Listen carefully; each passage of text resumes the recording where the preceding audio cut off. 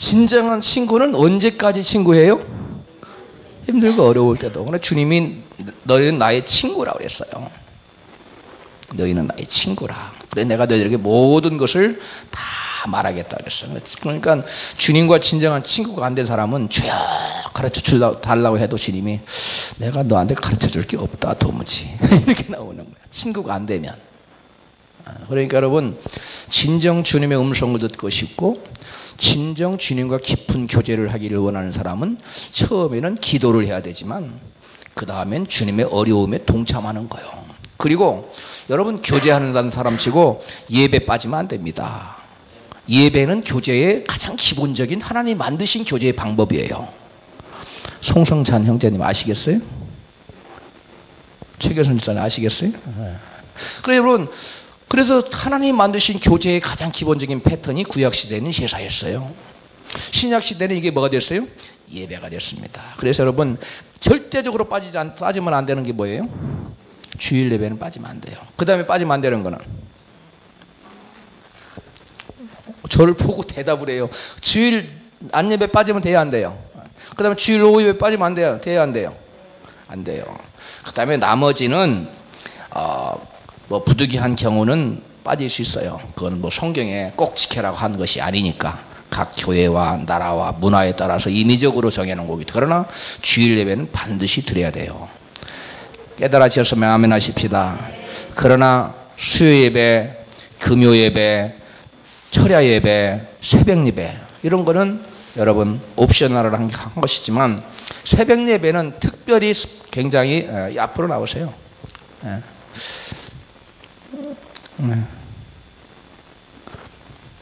너무 미안해 안 하셔도 괜찮아요. 그러나 수요 예배나 금요일 예배는 여러분 가급적이면 나와야 돼요. 할렐루야. 하나님께서 정하신 주님과의 교제의 패턴이에요. 그 다음에 마지막으로 교제의 가장 깊은 단계는 뭐라고 그랬어요? 주님의 몸된 교회를 위해서 희생하고 헌신하고 주님의 고난에 동참하는 거예요. 그리고 몸된 교회를 위해서 또 뭐 하는 거예요? 고난에 동참하는 방법 중 하나 뭐예요? 바울의 경우 이동원 간사님 바울의 경우 몸된 교회 말고 무슨 그것도 교회를 위한 거예요. 그다음 바울이 뭐 때문에 고난 받았어요? 그렇지요. 끊임없이 나가서 선교하고 전도하는 일에 여러분 그런 일을 하다 보면 뭘 받게 돼 있어요? 핍박을 받게 돼 있어요. 그런 일을 통해서 바울은 고난에 동참했어요. 그래서 여러분 꼭 잊지 말아야 돼요. 시험에 나올지 몰라요. 꼭 나온다는 얘기는 아니에요. 또 왜 만다려놓고 안 내냐고 하면 곤란하니까. 꼭 나올지 모르는데 레위기에서 가장 중요한 단어 3개는 뭐다? 그 중에 궁극적인 목적은 뭐라고요? 교제예요. 그 교제를 위한 방편은 뭡니까? 우리가 어떻게 돼야 돼요? 거룩하게 되어져서 예배를 하는 겁니다. 그 다음에 두 번째는 두 번째 나가기 전에 지난번에 한 건데 여러분 기억하려나 모르겠네. 이스라엘 백성들을 하나님께서 제사장 나라로 삼았다고 그랬는데 이 제사장 나라로 삼았다는 얘기가 뭐라고 그랬어요? 우리 저기 회장님 일어나서 한번 크게 모든 사람들이 듣게. 예. 그렇지요. 궁극적으로는 그래요. 그런데 무엇을 통해서? 하나님의 말씀에 대한 순종 그리고 예배, 제사. 갖다 붙이면 될 것 같아요.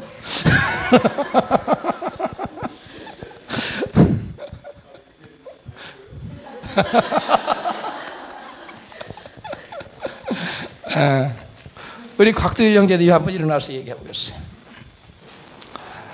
이스라엘을 제사장 나라로 열방 가운데 우뚝 샘플로 뽑아서 제사장 나라로 세웠어요. 제가 또 써가면서 얘기했죠.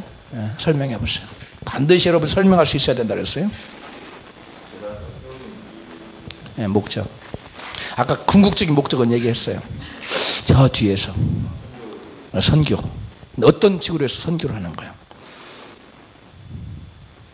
그냥 모르면 빨리 앉아요. 몰라요? 잊어먹었어요? 다시 복습해 오세요. 시험이 나올지 몰라요. 굉장히 중요한 거예요. 제가 왜 이걸 자꾸 반복하냐면 이것이 오늘날 신약 시대에 하나님께서 주의 백성으로 부르신 목적과 관련이 있기 때문에 그래요. 여러분, 하나님께서 율법을 주신 목적, 자꾸 율법하면 뭐 지킬 수 없고 몽학선생 자꾸 이런 얘기하는데 여러분 그렇게 얘기하면 안 돼요. 물론 그것도 있어요. 그런 여러분, 이스라엘 백성들에게 율법을 주신 목적이 뭐예요? 이방 백성들에게 율법을 줬어요, 안 줬어요? 안 줬어요. 근데 이스라엘 백성들에게는 율법을 줬단 말이에요. 율법을 주신 목적이 뭐예요? 뭐라고 그랬어요? 하나님 백성답게 살아라. 최소한 이렇게 살아라는 거예요. 이렇게 살아라. 그 이스라엘 백성들이 하나님께 율법을 주신 목적입니다. 그래서 이렇게 삶으로 세상 사람들이 이스라엘 백성들을 보니까 와, 저들은 우리와 뭐가 다르다. 생각하는 게 다르고 삶이 다르다. 이걸 보고 결국 누구에게 영광 돌리도록?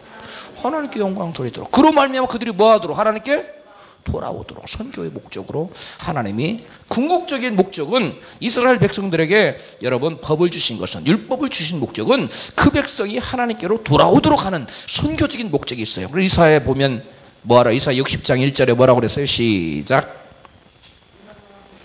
그렇죠. 그 많은 사람 중에 하나밖에 대답을 안 해요. 다 같이 시작. 일어나라, 빛을 발하라. 뒤에까지는 뭐 하면 더 좋지만은 일단 일어나서 빛을 발하라. 이방의 빛을 발하라. 이방은 어둠을, 성경은 어둠을 표현하고 있어요. 자, 그래서 여러분이 이스라엘 백성들이 율법을 주신 목적, 오늘날도 저와 여러분에게 말씀을 주신 목적이 뭡니까? 오늘날 우리에게 십계명이 살아있습니까? 죽었습니까? 자, 율법은 몇 가지입니까? 이거 여러분 또 알지만 확인을 하겠어요? 자, 율법에는 몇 가지가 있어요? 세 가지죠. 이건 목사님을 시키면 안 되고 전사님도 시키면 안 되고 형제를 시켜야 되겠죠. 그러면은 우리 저 허기환 형제님, 송성찬 형제님, 율법이 세 가지. 그 다음에 우리 곽두일 형제님, 율법 세 가지가 뭐예요?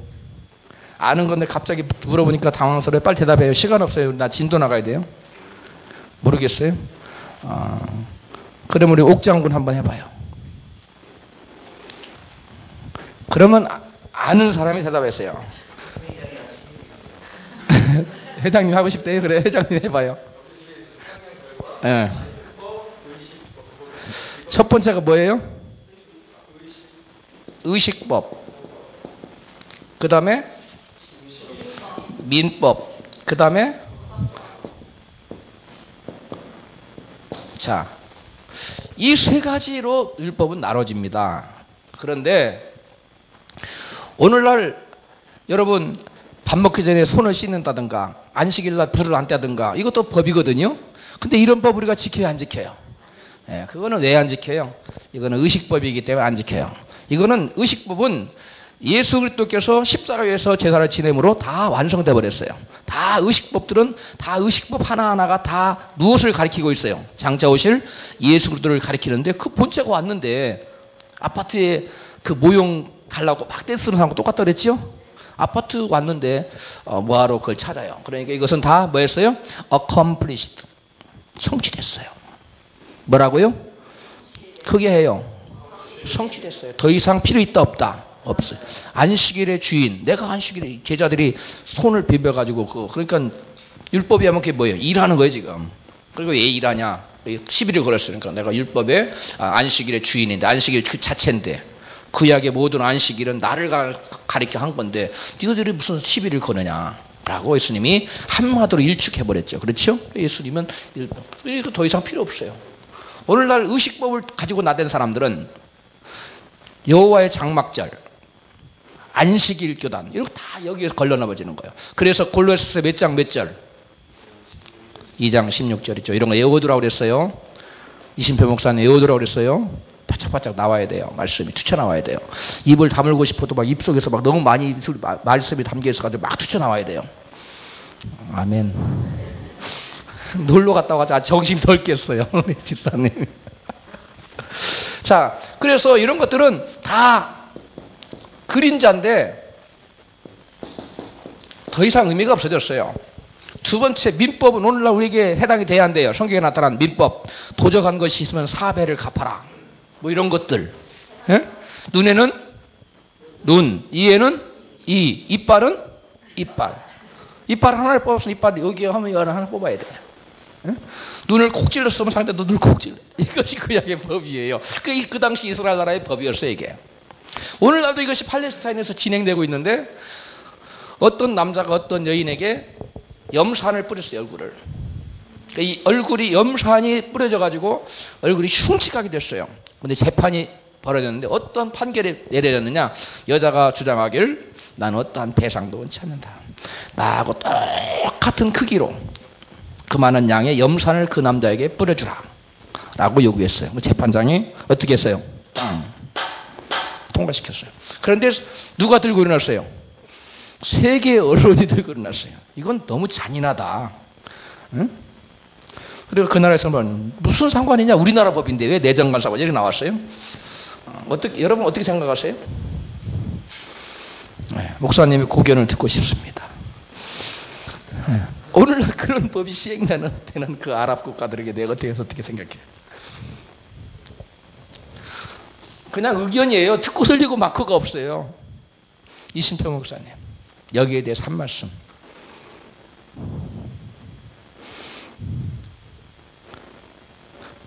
그리고 이동훈 간사님 하고 싶은가 봐요.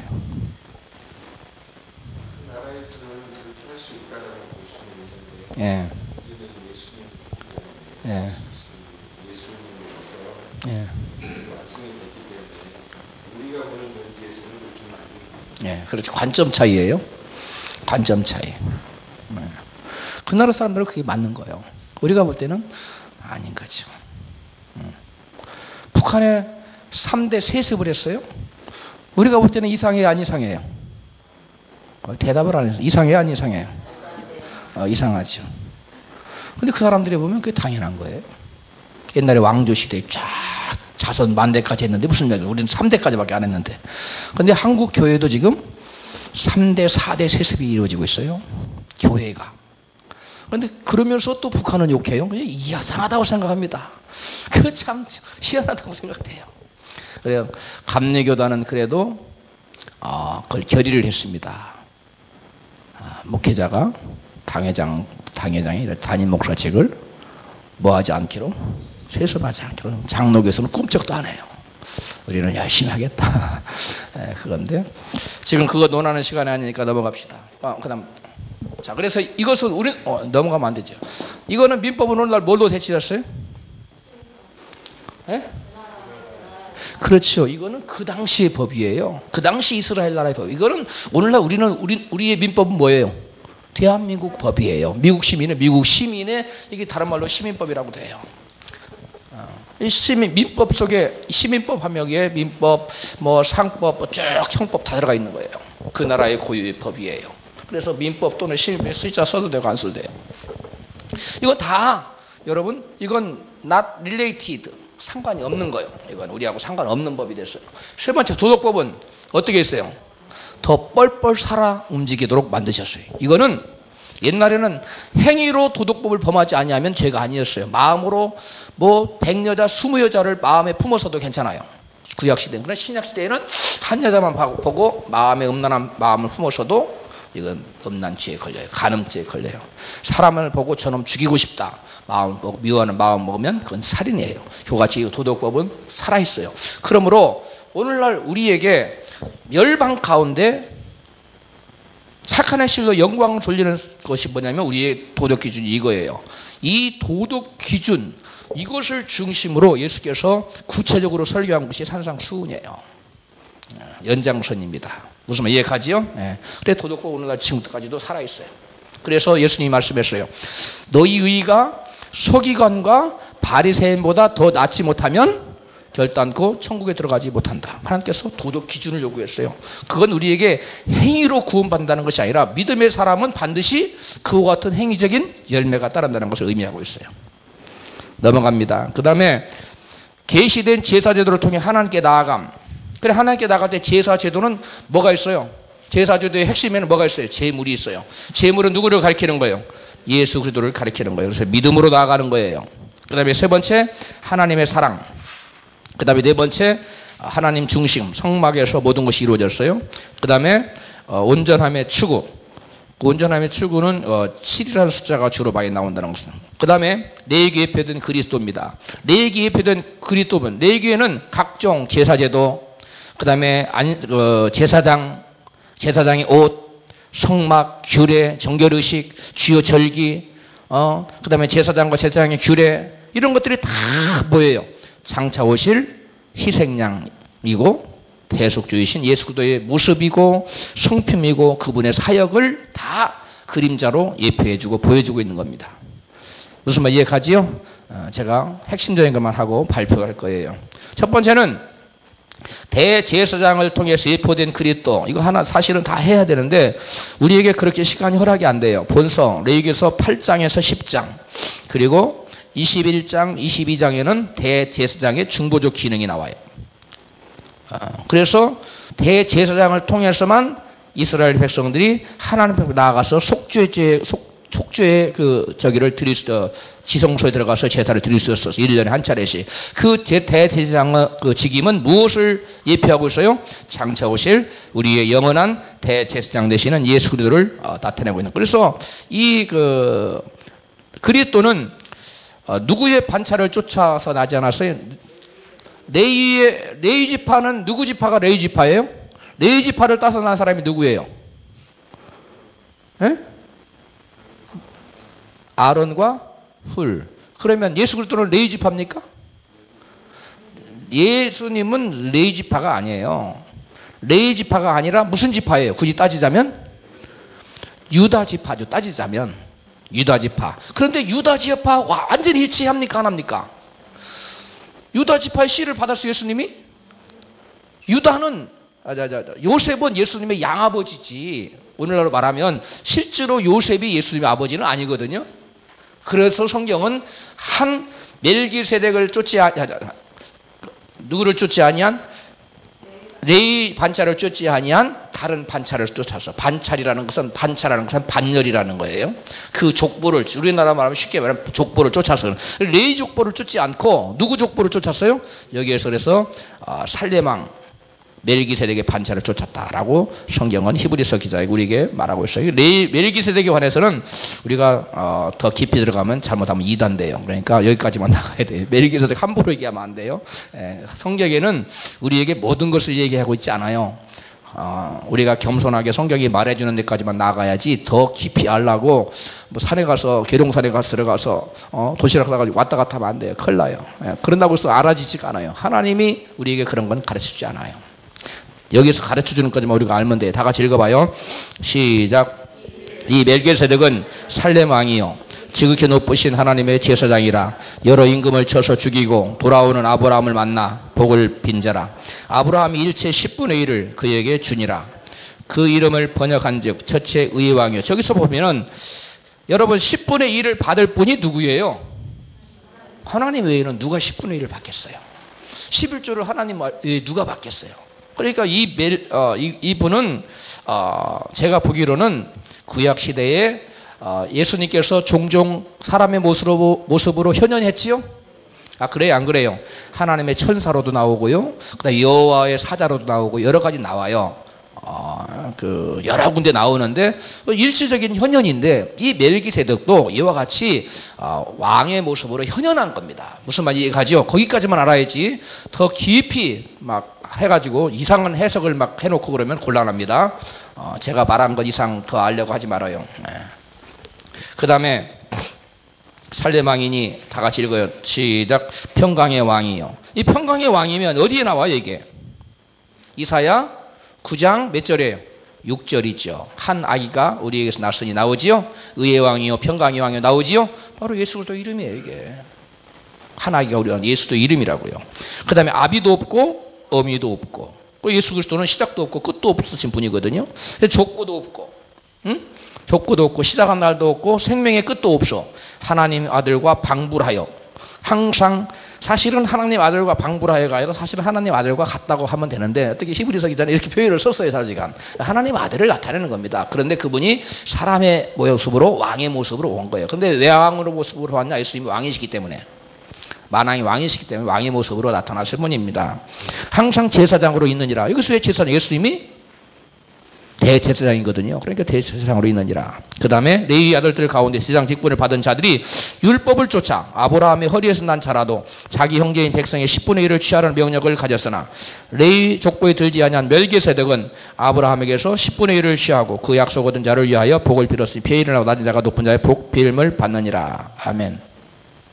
자, 그 다음에 2번 여러분 축복에 관해서 여기 보면 누가 누구에게 복을 빈다고 그랬어요? 낮은 자가 높은 자에게? 안 했죠. 높은 자가 낮은 자에게 복을 빌음을 받는 거예요. 이거 어떻게 돼 있어요? 폐에 일어나고 그러니까 그 높은 자가 낮은 자에게 복을 빌어준다 이 말이에요. 이 말이 잘못 이해하면 곤란해요. 우리 말이 이렇게 어려워요. 잘 보세요. 그래서 사실은 여러분들이 축복권이 오늘날로 말하면 누가 누구에게 있어요? 에? 예를 들어서 성도가 내가 우리 목사님에게 복을 비노라 이렇게 할 수 있어요? 그러면 안 되는 거예요. 그건 복을 비노라 하는 거는 여러분 기름 부음 받은 종만 복을 빌어줄 수 있어요. 높은 자가 낮은 자에게 복 비는 그런 원리에 따라서. 그러나 여러분들이 하나님의 간청은 할 수 있어요. 그러나 직접은 하면 안 돼요. 그래서 축도는 기름 부음 종만 하는 거예요. 축도는 복을 직접 비는 거예요. 있을지어다. 어떤 분은 또 계실지어다 그래요. 맞아요, 틀려요? 아니 총회 가면 그 높은 양반들도 그렇게 축도를 잘못하더라고요. 계실지어다가 맞아요, 틀려요? 여러분 비인칭 대명사에 높임말을 쓸 수 있어요? 여러분 인칭에다가 쓰는 거예요. 인칭에다가 예수 그리스도의 은혜 이게 인칭입니까? 이건 비인칭이에요. 아버지 하나님의 사랑 그것이 인칭입니까? 비인칭입니까? 비인칭이에요. 성령의 내주 역사 이것이 인칭이에요? 비인칭이에요? 이 비인칭이에요. 비인칭에는 존칭을 쓰면 안 돼요. 그렇게 하다가 똘똘한 성도 만나면 축도하고 나가는데 목사님 드릴 말씀입니다. 왜요? 왜 목사님 비인칭에다가 존칭을 씁니까? 이렇게 나와요. 실제로 그런 망신 나간 목사가 하나 있어요. 미국에서 우리 신학교 우리 미국의 신학교 부총회장님이 부총회장이라 뭐죠? 부총장님이 어디 가서 축도를 하는데 자기도 모르게 계실지어다 그랬대요. 그랬더니 이제 박사들만 모인 데서 이제 한 거예요. 그분이 이제 박사고 공학 박사거든요. 핵 만드는 기술을 갖고 있어요. 세계적으로 몇 안 되는. 그런데 나가더니 목사님 드린 말씀입니다. 왜요? 그랬더니 내 목사님은 비인칭에다가 존칭어를 씁니까? 비인칭에는 존칭어를 쓰는 거 아니에요. 그냥 따라서 합시다. 있을지어다. 뭐 건방진 것 같지만 건방진 게 아니야. 하나님 우리에게 주의 종들에게 준 저기 특권이야. 그러니까 있을지어다. 아니면 참 어떤 분도 겸손하게 한다고 축원합니다. 그런데 그거는 물론 축원도 복 비는 겁니까? 그것도 복 비는 거죠. 그러니까 복 비는 형태가 다른데 좌우지간 그건 뭐 교단하고 또 상관없더라고요. 전부 다 개인적이에요. 그러면 개인 플레이 하고 있어요. 거기는 교단적으로 정해진 거 있습니까? 거기는 뭐라고 돼 있어요? 축원합니다가 통합의 원칙입니까? 그럼 모든 통합 목사님은 축원합니다 해야 됩니까? 결의를 했어요? 그렇구나. 그 대부분 그 장로교 중에 합동 쪽에는 또 대부분 있을지어다. 또 하나님의 성회 같은 경우는 대부분 그 있을지어다 그러는데 앞에 높은 목사님들이 계시고 그러면 또 중간에 있는 목사님들이 쫄아가지고 축원합니다 또 그래요. 그런데 그냥 여러분 여러분이 믿음대로 하면 돼요. 어느 게 옳다 그러다 통합에서 예를 들어 통합교단에서 있을지어다 쓰지 말라고 했던 그건 통합이 만든 거고 하나님이 만든 게 아니라 성경에는 있을지어다로 돼 있어요. 그러니까 여러분들이 믿음에 따라 하면 돼요. 할렐루야. 옳고 그런 게 아닙니다. 옳고 그름의 문제가 아니에요. 대신 있을지어다는 되지만 계실지어다는 안 돼요. 그거는 법상 안 맞아요. 그 다음에 넘어갑니다. 그 다음에 그래서 대제사장을 통해서 그리스도가 계시됐다는 것. 그 다음에 여러 제사 제도를 통해서 그리스도가 계시됐어요. 번제, 예수님이 완전한 대속제물로 드려졌다는 거. 십자가 모리아산 이삭의 표예요. 넘어갑니다. 3페이지. 그 다음에 소제, 무죄하신 예수도의 순결한 봉사를 얘기하고요.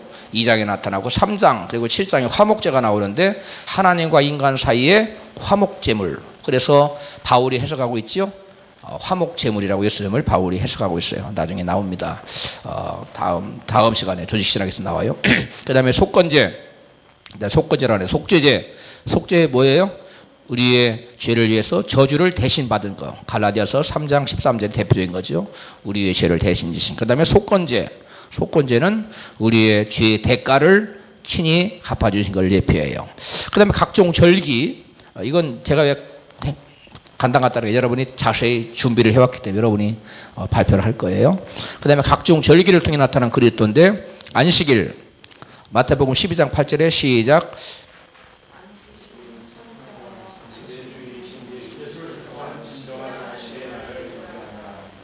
예.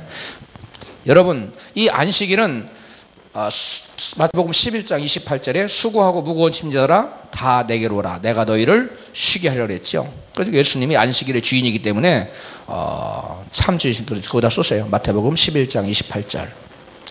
예수님이 참 안식일의 주인이세요. 그래서 구약에 나타난 모든 안식일은 예수께 나오면 참된 안식을 얻는다는 거예요. 일을 안 하고 편안히 쉬는 것처럼 안식을 얻는다는 거예요. 그건 하나의 모형이에요. 그러나 예수께 오면 예수께서 와서 참된 안식을 얻는 거고 또 영원한 하나님의 나라의 안식에 들어가는 것을 가르치고 있어요. 예수께 나오면 영원한 안식의 처소, 또 다른 안식을 히브리서 기자가 얘기하고 있죠. 여호수아가 주지 못한 히브리서 기자가 말하는 또 다른 안식을 말하는데 가나안 땅에 들어가서 그를 얻는 안식 말고 그건 불완전한 안식인데 완전한 안식을 우리에게 하나님 예비하셨다는 거예요. 그걸 누구를 통해서예요? 예수를 통해서. 저를 보세요. 저를 보세요. 여호수아는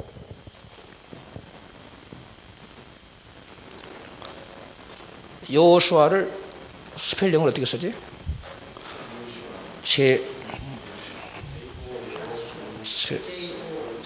뭔가? 그 다음에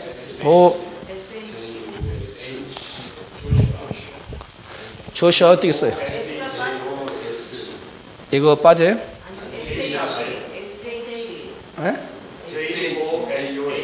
J-O-A S 이게 어려워 이렇게 다시 불러봐요. 시작. J O U A 자슈아. 이 이름이 여러분 예수하고 같은 거예요. 예수라는 말하고 같은 말이에요. 그래서 구약의 여호수아는 신약의 예수님을 모형이에요. 그래서 그 백성을 가나안 땅에 인도해 드리잖아요. 여호수아가. 그런 것처럼 예수님이 저와 여러분을 가나안으로 인도해 드린 건데 여호수아는 완전한 저희가 아니잖아요. 그러니까 완전한 안식으로 드리지 못했어요.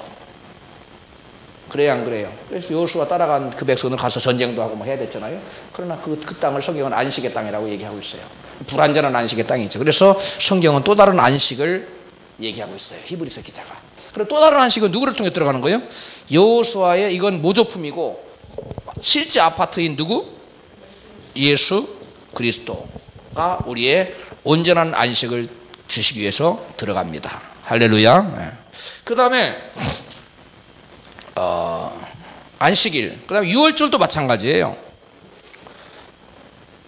죄의 세력이, 죄의 싹은 뭐예요? 사망이잖아요. 다 우리가 다 심판받아야 되잖아요. 그런데 사망의 세력이 우리를 다 잡아가기 위해서 왔을 때 우리가 예수 그리스도의 피를 우리의 마음에 설주와 인방에 바르고 있는 사람에게는 넘어가요. 사망의 그림자가. 저를 보세요. 이스라엘 백성들은 어린 양의 피를 어디다 발랐어요? 문설주와 인방에 발랐어요. 우리는 우리의 마음의 문에 발라야 돼요. 마음의 문에 설주와 인방에 바르면 죄의 싹신 사망을 취하기 위해서, 우리를 죽이기 위해서 넘어오는 죄의 사자들이, 저승사자들이 넘어간다는 걸 얘기하는 거예요. 그 다음에 무교절. 무교절은 예수의 헌신, 희생당하신 헌신을 얘기하고 있고요. 그 다음에 소실절. 제 설교의 소실절 이번 주 설교를 여러분들이 참조하면 됩니다. 초실절은 뭘 얘기한다고 그랬어요? 초실절 부활의 첫 열매 되신 예수의 부활을 예표하고요. 그 다음에 이 초실절은 다른 말로 뭘로 얘기돼요? 초실절은 다른 말로 뭐라고 성경 기록되어 있어요? 네? 칠칠절. 아니. 7절절은 초실절 다음에 77은 49 다음에 77절이 나오는 거예요. 그 다음에 그 77절이 오순절이에요. 77절이 오순절입니다. 자, 그래서 부활의 첫 열매 예수께서 부활하시고 그 다음에 며칠 만에 성령이 오시죠? 50일 만에 성령이 오세요. 그래서 77은 49, 77절이 바로 성령 강림주일, 오순절이 되는 겁니다. 그래서 같은 얘기예요. 오순절이나 성령 강림주일이나. 오순절은 그럼 뭘 얘기하는 거예요? 성령의 오심을 얘기하는 거예요. 오심을 예표한 절기예요, 이게. 성령. 그 다음에 나팔절은 나팔 불 때 나의 이름, 예수님의 재림을 얘기하는 거죠. 그 다음에 속죄일은 뭐예요? 예수님의 십자가로 우리의 모든 죄를 사하신 것. 그 다음에 초막절은 뭐예요? 초막절은 재림. 절을 보세요.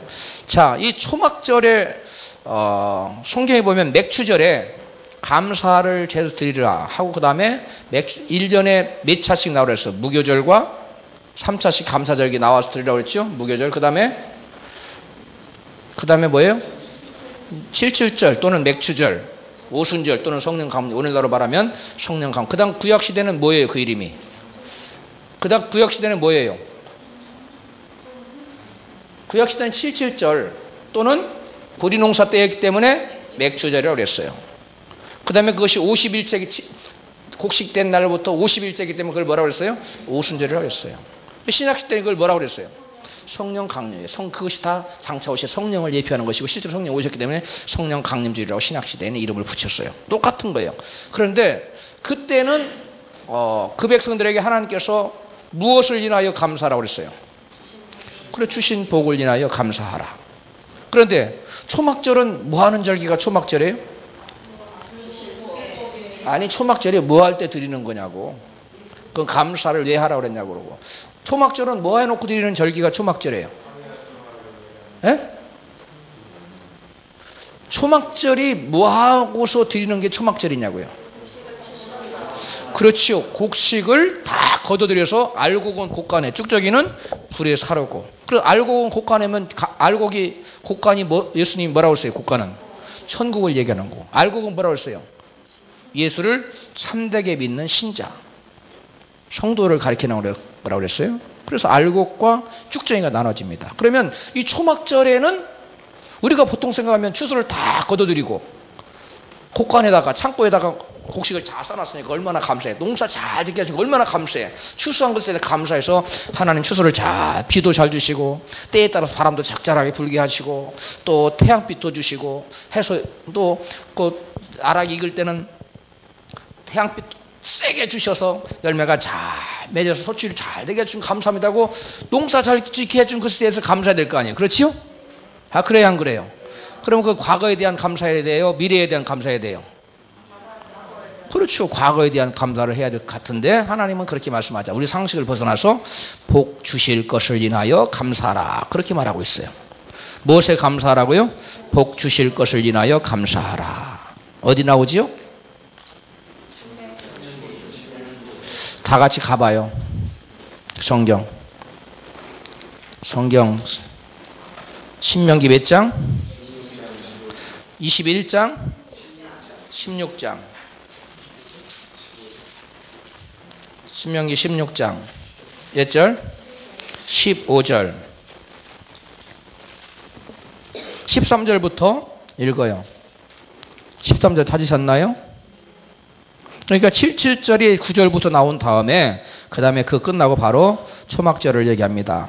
다 같이 시작. 너희 다장마당과 포도주 틀에 소출을 수장한 후에 7일 동안 초막절을 지킬 것이요. 거기 들고요. 7일 동안. 절기를 지킬 때에는 너와 내 자녀와 노비와 내 성중에 거하는 레인과 객과 고아와 과부가 함께 연락하되.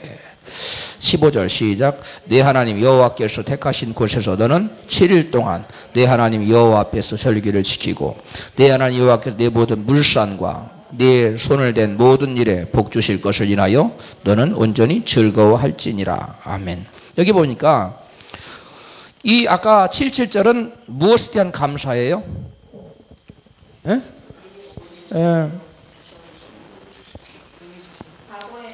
맥추절 보리농사 잘하게 해주고 과거에 대한 이미 주신 복에 대한 감사예요.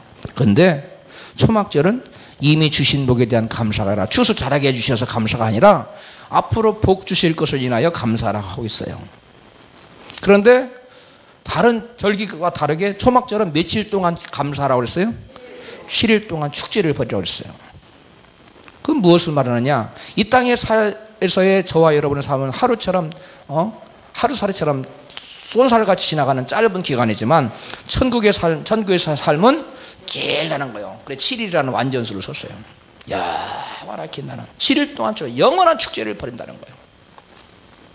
그래서 이 초막절에 주실 복을 인하여 감사하라는 거. 다 지워버렸네. 주실 복을 인하여 감사하라는 것은 어떤 복이에요? 옥장군. 그러면 미래인데 어떤 미래? 그렇지요. 장차 저와 여러분들이 하늘나라 가면 이 땅에서 조그마한 수고와 헌신도 큰 상급이 예비되어 있어요. 아멘.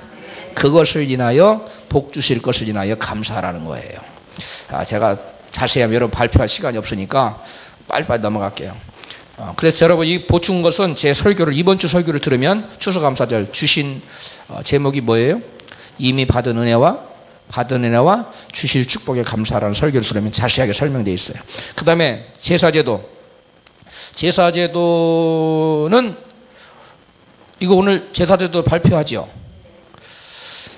이게 시간이 너무 오늘 한 대까지 하고 여기까지 하고 오늘 여기까지 맡은 사람들 순서대로 나와요. 자, 제일 처음에 뭐부터 해야 되나 그러면 번제 누구예요? 나와요. 그 다음에 다음 누군가? 그럼 번제 다음에는 소제 누구예요? 예, 다 대신 준비하고 그 다음에 소제 다음에 화목제 누구예요? 예, 김정식 주사님. 그 다음에 속죄제 누구예요? 예, 송송찬. 그 다음에 속건제 누구예요? 예, 이심표. 그 다음에 안식일. 안식일 누가 빠졌어요? 6월절. 빠졌어요? 안 했어요? 다 정해놨는데 왜 없다고 그래요? 자, 자기 순서를 기다려서 순서대로 나와서 발표를 하길 바래요. 자, 우리 이 시간에는 번제에 대해서 자, 김옥 교수님에게 박수. 5분 넘어가면 안 돼요? 예. 번제입니다. 번제 첫 번째 보시면요. 번제는 가장 기본적이고 중심적인 것으로서 제사장의 완전한 헌신을 요구하는 제사입니다. 두 가지가 있는데요. 첫 번째 집단적인 것. 매일 아침 저녁 어린 양 한 마리씩을 그치지 말고 드려야 하기 때문에 상번제 또는 늘 드릴 번제라고 하기도 합니다. 두 번째는 개인적으로 드리는 번제물입니다. 소와 양과 염소로 흠 없는 수컷이어야 하며 새는 집비둘기나 산비둘기 새끼여야 한다고 성경에 써있죠. 이것은 자신의 형편에 맞게 드리는 번제라고 합니다. 두 번째 번제의 어원과 의미입니다. 피워 올리다, 올라가다. 이 올라가다 산 위에 쌓아놓은 제단에 올라간다는 의미로 사용되기도 하고요. 여호와의 산에 오를 자라는 구절로 시편 24절 3편에 써있거든요. 해석될 수 있고 그래서 제단, 높은 곳 또는 산당이라고 하기도 했습니다. 이 올라가다라는 뜻의 기본 동사 알라에서 유래한 말로 희생제물을 불에 태워 그 냄새를 하나님께 피워 올려야 하는 제사임을 말하고 있습니다. 그 전부를 제단에 불태워 드린다는 의미에서 온전한 번제라고도 하죠. 예. 또 가져온다라는 뜻의 드린다의 단어도 존경하는 분에게 선물이나 제물을 가져다 드리며 사용했다라는 그런 외적으로 항상 행한다라는 그런 표현도 있고요. 내적으로는 하나님께 감사하고 감격하는 것의 의미를 여기에 내포하기도 합니다. 번제의 특징은 4가지가 있는데 향기로운 냄새의 예물, 여호와께 향기로운 냄새다 란 말로써 향기로운 예물을 모두 연납되었다. 그래서 향기롭지 못한 예물은 연납되지 않았다라는 뜻이기도 하고요. 연납을 위한 예물은 기쁘게 받으시도록 헌제자가 짐승을 가져온 예물을 드리는 자가 하나님의 뜻에 합당하게 정성껏 드려야 함을 의미합니다. 예, 이것은 연납을 위한 예물은 마치 왕이 자기 앞에 바치는 선물로 영화로워지듯이 하나님도 인간의 정성으로 영광을 받으신다라는 뜻으로 해석될 수도 있겠죠.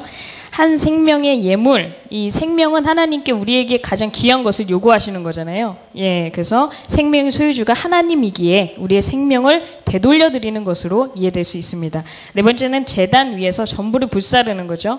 예, 1장 9절에 나와 있는데 이것은 속죄제는 진 밖에서 드리는 거라면 이 번제는 모든 것을 제단 위에서 소멸하는 전적 헌신을 의미하기도 합니다. 이 가죽을 제외하는데 가죽은 제사장 거라고 나와 있더라고요.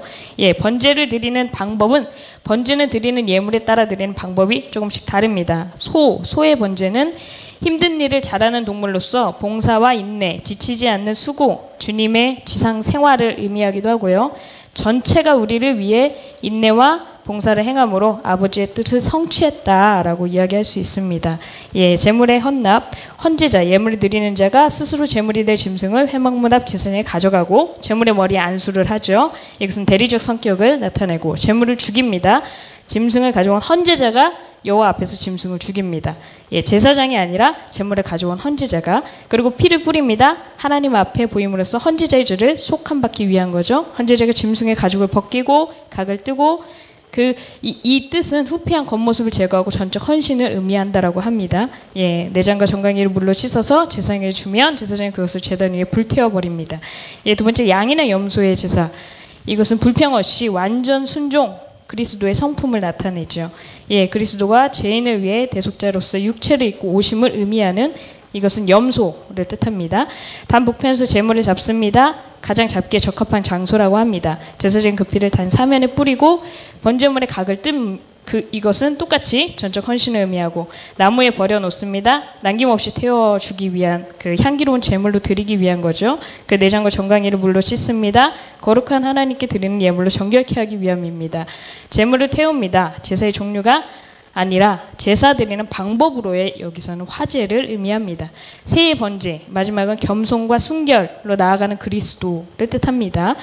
예, 첫 번째 머리를 비트며 이 머리에 동시에 손을 얹음과 동시에 이 대속의 제물이 된다고 합니다. 완전 절단을 의미하죠. 단 곁에 피를 뿌립니다. 양이 작기 때문에 그냥 짜서 이렇게 한다고 합니다. 모이 주머니와 더러운 것은 제거하고 똑같이 단 동쪽 재버리는 곳에 버립니다. 그 몸을 아주 찢지 않는다. 이것은 크기가 작기 때문에 여러 젖히는 상태를 의미합니다. 단 위에 불살라 버린다. 번제로 드린다. 이것은 거제, 요제, 전제처럼 제사 드리는 4개의 방법 중 하나죠.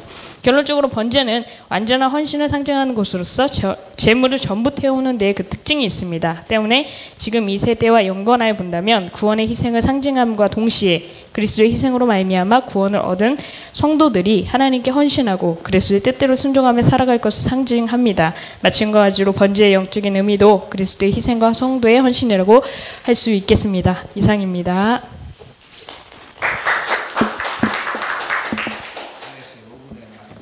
질문하세요.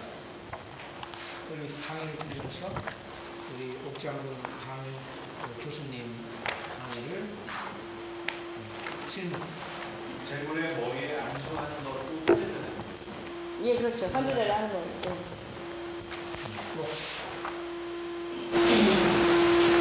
보시면 들어갔어요. 잘했어. 그 다음에 2번째 뭐죠? 소재. 다 들었어요?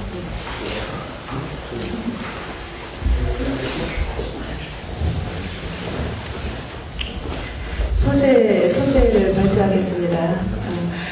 소재는 레위기 2장 1절에서 16절까지인데요. 먼저 이제 소재는 의무적인 것이 아닌 자원에서 드리는 제사이고요. 곡식에 기름과 유향을 더하여 그것을 태워서 화제로 그 향을 하나님께서 흠양하시는 제사이었습니다.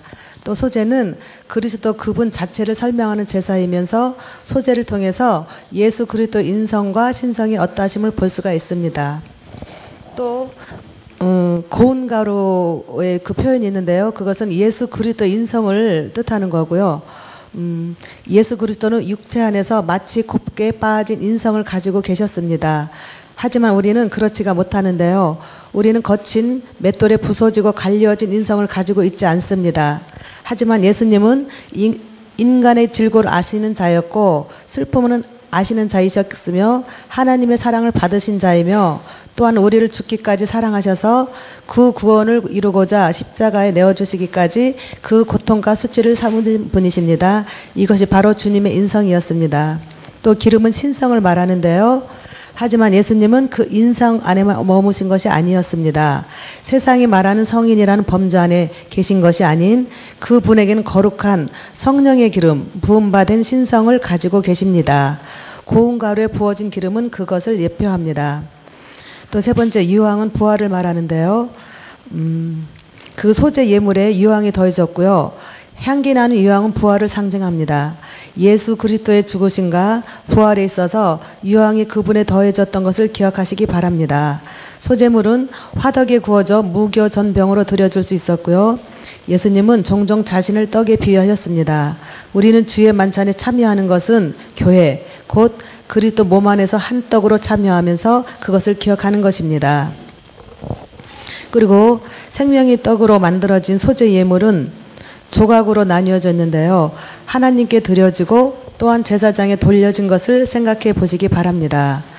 떡에 참여하는 것은 제사장들, 곧 그분의 생명 안에 참여하여서 하나님을 섬기는 사람들에게 허락되었습니다. 이러한 면에서 주의 만찬에 참여하는 사람들에게 경고의 말씀이 주어진 것을 또한 생각해 볼 수가 있습니다. 또 소재물에는 주의 사항에 관한 말씀을 간략히 살펴보겠는데요. 모든 소재에 누룩과 꿀이 첨가되는 것을 금했습니다. 성경에서는 누룩은 부패를 상징하고요. 주님에게는 부패케 하는 그런 누룩이 없습니다. 이것은 교회에게 주어진 말씀이기도 하는데요. 신약에서 바울은 고린도 교회에서 죄를 상징하는 누룩을 교회 안에서 경고합니다. 즉 하나님께 드리는 소재에 있어서 그러한 것이 제하여야만 됐습니다. 또한 주님은 누룩이 없을 뿐만 아닌 세상에서의 덧붙여진 달콤함을 상징하는 꿀이 재어져 있었습니다. 주님은 그러한 세상의 달콤한 떡으로서 우리에게 생명 주신 떡이 되신 것이 아니었고요. 대신에 하나님께 드려지는 그 소재에 누룩이나 꿀이 아닌 소금이 더해졌기 때문입니다. 소금의 특징이 무엇일까요? 부패를 방지할 뿐 아니라 생명을 유지케 하는 특징을 가지고 있었습니다. 또 13절에 내 하나님의 언약의 소금을 내 소재에게 빼지 못할지니라 라고 말씀되어 있는데 주님은 생명을 주는 떡으로서 소금이 더해졌습니다. 이것은 우리에게도 동일하고요. 주님은 부패한 세상에 살지라도 소금으로서 더해진 생명으로 살아가길 원하십니다. 이것이 바로 소재 예물을 여호와께 드리는 방법입니다.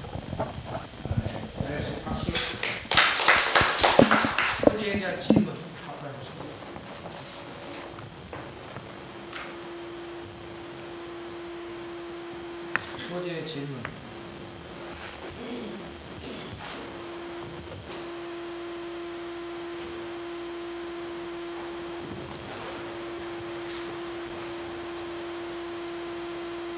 언제 드린다는 얘기인가요? 소재를 언제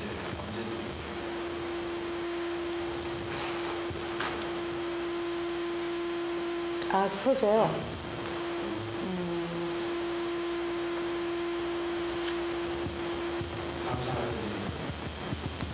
번제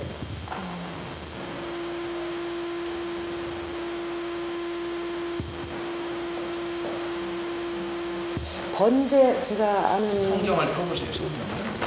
내 얘기 정리하면 찾아보세요. 1절부터.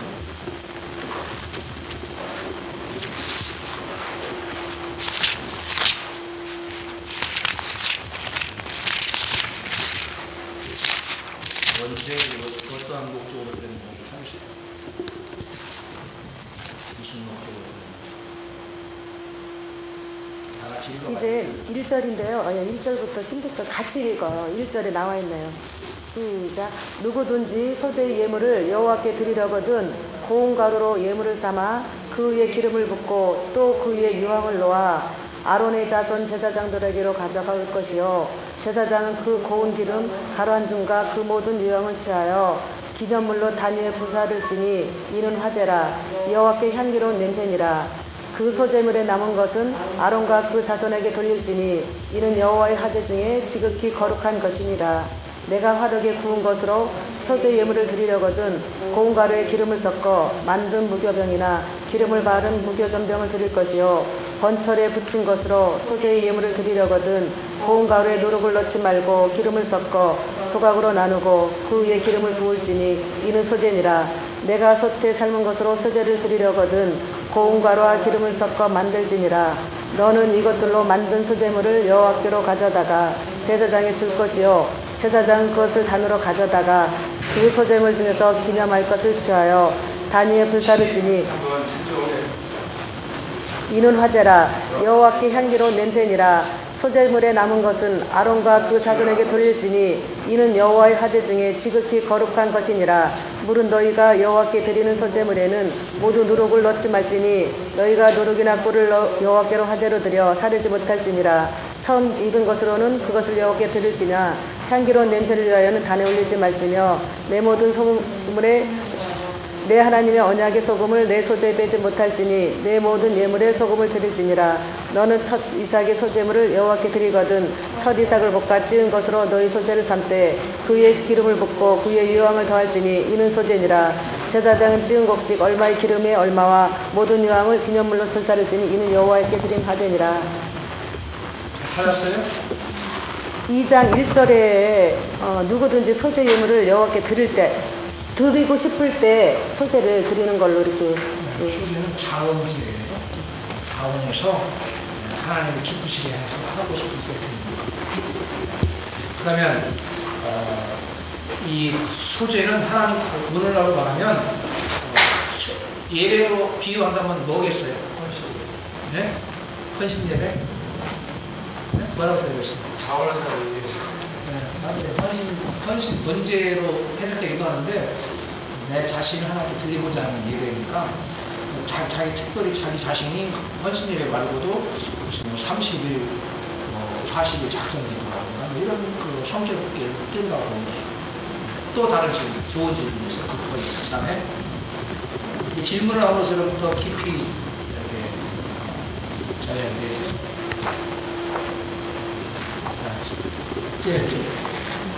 가인이 목축으로 하려는데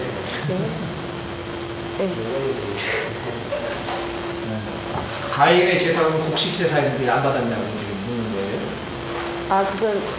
그거는 자기가 제가 아는 상식으로는 성경 말씀의 그 몇 장 몇 절을 제가 잘 모르고 있고요. 자기 뜻대로 아무 때나 하고 드리고 싶을 때 드려졌기 때문에 하나님께서 받지 않으신 걸로. 가인의 제사는 뭐가 빠졌어요? 믿음이 빠져있는 제사예요. 성경 히브리서 11장 4절에 아벨은 가인보다 믿음으로 아벨은 가인보다 더 나은 제사를 드리고 있어요. 그래서 가인은 믿음으로 드리지 않고 즉 하나님께서 계시하신 방법대로 드리지 않고 우리나라로 말하면 신령과 진정을 예비하지 않고 지멋대로 드립니다. 지멋대로. 그러니까 여기하고 이것을 관련시키면 안 돼요. 그 다음에 또 다른 질문? 네, 없으면 들어가시고 잘했습니다. 박수. 그 다음에 뭐예요? 네? 다 나눠줬어요? 안 나눠줬어요? 나눠줬어요. 네? 다 나눠줬고 2페이지나 되네. 5분에 끝나겠어요? 제가 줄여서 하겠습니다. 예, 화목제입니다. 화목제의 목적, 화목제는 감사와 서원의 목적을 가지고 하나님 앞에 드려졌다. 주께서 인간으로 하여금 하나님과 화목해 하신 감사와 나와 하나님 사이의 화목을 통해서 내가 하나님 앞에 서원하고 기도하는 일들에 관한 놀라운 응답을 받을 수 있었기 때문이다. 특별히 감사의 목적을 가지고 화목의 제사를 드릴 때는 누룩이 없는 전병을 하나님께 바쳤던 것을 보게 된다. 기름을 섞은 무교병은 악의가 없는 진실된 마음의 감사를 하나님 앞에 드리고자 했던 이스라엘 백성들의 마음을 표현해 주던 제물이었다. 부득이한 사정으로 유교병 누룩이 있는 떡을 드리게 될 때에는 거기에다 피를 뿌려서 드렸다.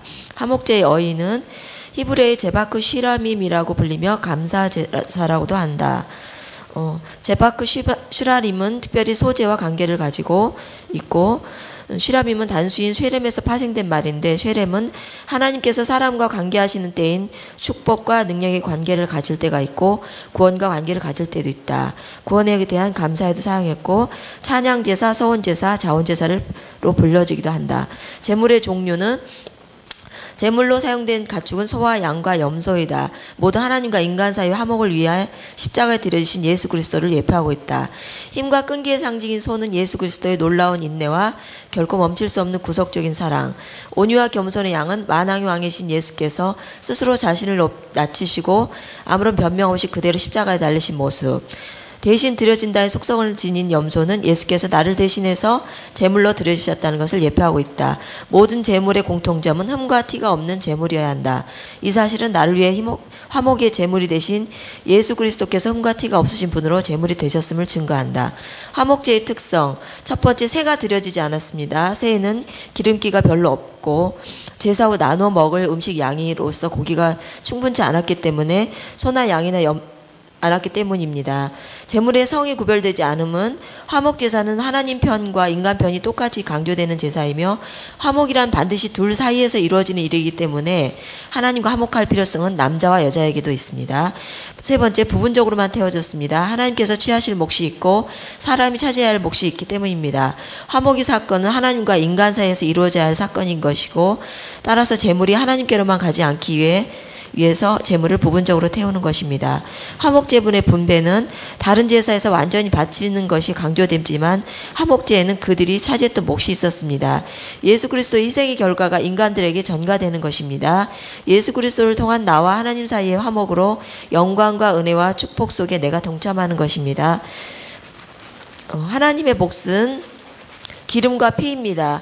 피와 기름은 가장 중요한 것으로 생명 중에 생명을 상징합니다. 기름은 성경에서 가장 좋은 것, 가장 중요한 것, 가장 만족할 만한 것의 상징으로 쓰여졌고요. 첫 번째, 내장에 덮인 기름 부분으로 위에서 장까지 내장을 전체적으로 싸고 있는 큰 커플을 부이며, 둘째는 내장이 붙어있는 모든 기름, 셋째는 두 콩팥과 허리 주변에 붙어있는 기름, 넷째는 간을 덮고 있는 커플 부위입니다. 피는 화목제가 하나님과의 화해와 교제 그리고 인간 상호 간의 기쁨을 나타내는 축제의 제사가 되는 근본적인 이유는 바로 제단 사면에 뿌려지는 희생 제물의 피 때문이었습니다. 대속과 속죄를 상징하는 피가 제단에 뿌려짐으로써 비로소 하나님과 인간 사이에 막힌 모든 제약과 진노의 휘장이 찢어지고 동시에 인간과 인간 사이를 가로막고 있는 모든 불신과 증오의 담벽이 허물어지게 되는 것입니다. 구약시대에 이 흠없는 희생 제물과 피는 장차 우리 인간들의 죄를 대신 담당하고 십자가에서 위에서 피 흘리신 우리 주 예수 그리스도의 보혈을 상징합니다. 제사장의 몫으로는 심장 주변에 있는 내장과 콩팥과 간이 있습니다. 제사를 드리는 중보자는 그의 가장 깊은 것으로부터 우러난 진실한 마음으로 하나님께 드리는 제사를 주관해야 합니다. 드리는 자의 몫은 화물제물에 있어서는 하나님의 몫과 사람의 몫이 함께 강조됩니다. 화목한다는 것, 그것은 하나님과 인간 쌍방의 관계입니다. 화목제 드리는 방법은 레위기 3장과 7절에 나와 있는데요. 순서대로 읽어보시면 될 것 같습니다. 이상입니다. 읽을까요? 안 읽어요? 또 집에 가세요. 첫째, 소, 양, 염소 중에서 암컷이나 수컷을 택하고 그것을 끌고 회막으로 나옵니다. 그 예물의 머리에 헌제자가 손을 얹고 안수하며 헌제 사유를 하나님께 아뢰입니다. 헌제자는 회막에서 그것을 칼을 들여 잡을 때 희생물에 죽는 모습을 유심하게 봅니다. 그 예물의 피를 아론의 자손 제사장에게 줍니다. 제사장을 그것을 받아 제단 사면에 뿌립니다. 헌제자는 예물의 가죽을 벗기고 그 속에 내장이 덮인 기름과 내장이 붙은 모든 기름과 콩팥과 그의 기름과 허리 근방에 있는 것과 간에 덮인 것을 제사장에게 줍니다. 제사장을 그것을 받아 제단에 불살라 제사합니다. 헌제자는 그 짐승의 대장 더러운 것을 회막 밖에 버리고 가죽과 앞 뒷다리를 제사장에게 줍니다. 제사장은 가슴을 흔들어 요제로 드리고 우편 뒷다리를 거제로 드립니다. 제사장과 자손 가족들은 그것을 그날에 먹을 것이고 조금이라도 이튿날 아침까지 두지 말아야 합니다. 그 제물의 남은 부분은 태워버려야 합니다. 감사 화목제는 그 화목 제물과 함께 기름 섞은 유병금과 무교병을 드리되 헌제자가 가지고 나온 것의 한 조각을 드리게 됩니다. 서원이나 자원에 의한 예물에 약간의 차이가 있으나 큰 문제가 되지는 않습니다. 만약 그 예물이 부정한 것에 접촉되거나 부정한 사람에게 먹여졌을 때 불사르거나 그 사람은 백성 중에서 끊어지게 됩니다. 이상입니다. 질문. 박수. 잘했어요. 질문하세요.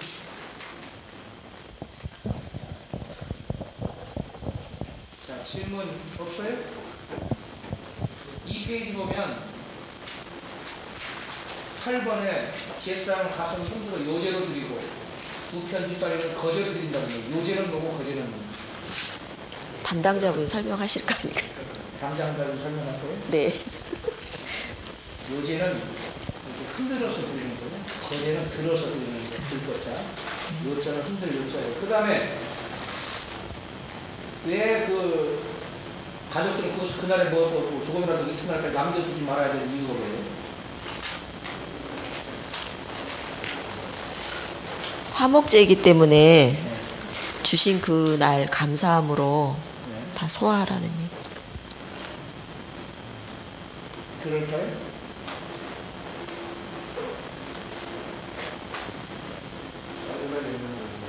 어떻게?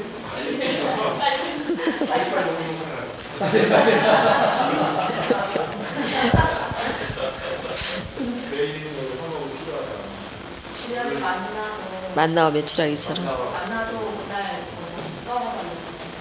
그리고 그날 받을 은혜는 다음 날까지 달라 매일매일 받아야 되고 매일매일 하나님과 교제를. 무엇을 근거로 얘기하는 그냥 제 생각이에요. 오케이. 잘했어요. 박수. 답을 나도 몰라요. 이유가 뭔가 갑자기 궁금해서 여러분 생각해보라고. 근데 예수님은 화목제로 살아갔다고 했잖아요. 예수님이 화목제인데. 네, 그래서 예수님이 무엇을 어린 양이 유월절 어린 양이 그날 다 먹었죠?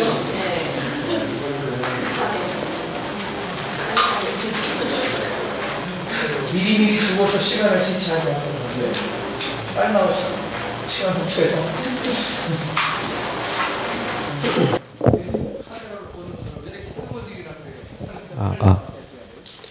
예, 저는 속죄제입니다. 네. 특별본입니다. 속죄제. 네. 예, 그 공개적으로 용서를 구하는 제사 중에 그 제사장도 구해야 되는 것인데 이게 속죄제입니다. 속죄제란 누구라도 여호와의 계명을 무심결에 범하였을 경우, 그러니까 아무 때나 하는 게 아니라 무심결에 했을 때입니다. 이럴 때 공동체적으로 또는 개인적으로 행해지는 제사였고요. 또 개인적으로는 신분과 사회적 지위에 따라 차이가 있었습니다. 이 제물은 항상 다른 제사들보다도 먼저 치러졌고 속죄일에 중요한 역할을 했습니다. 속죄제 방법으로서는 두 가지가 있는데, 먼저 제사장 말씀드린 것처럼 신분과 사회적 지위에 따라 차이가 있는데, 먼저 제사장의 경우에는 부주의나 태만으로 인해서 죄를 범한 경우에는 황소로 제사를 드렸습니다.